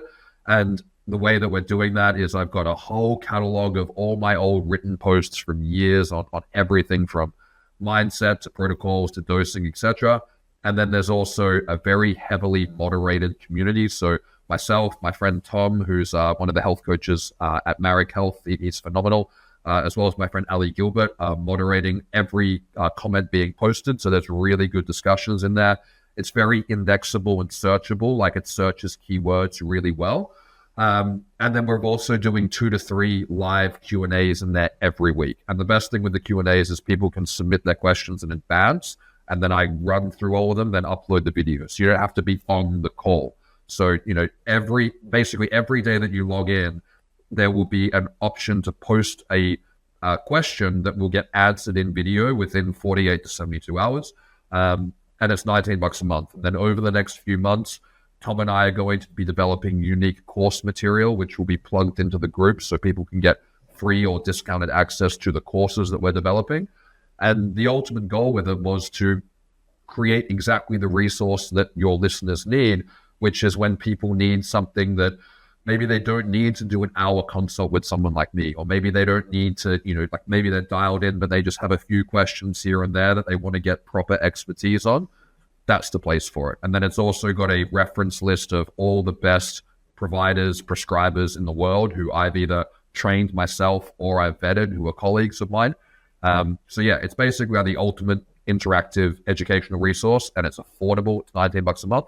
And then I've also just released my free FAQ as well. So if people go onto the website, which Daniel will kindly put in the bio, if you land on the homepage, just give it a few seconds, and it will pop up my free PDF you can download, which is like the top 12 questions about TRT, and that's yours to keep as well. So all the resources are there, and you can check them out if you're interested. Man, it's fantastic because so many people come on the podcast. 90% of it, all their questions are answered, but then they've got one more question they leave in the comments, and I can't answer it for them. So that's fantastic, man. Yeah, that's what I'm really passionate about. Is like these, it's an evolution of the free communities, because the free communities often end up having low quality conversations and interactions. So the paywall is purely there just to keep the quality of the interactions good. And I'm a very big believer in this information being accessible to people. So this is how we've chosen to do it. If you want to have optimal testosterone levels, you have to take care of yourself as if you would be making those levels naturally. Otherwise, you're going to get these problems. That's when testosterone can not be conducive to health. You have to earn the testosterone that you're injecting. 90% of the side effects on TRT are caused by the unresolved issue that led to the low testosterone in the first place. And I stand by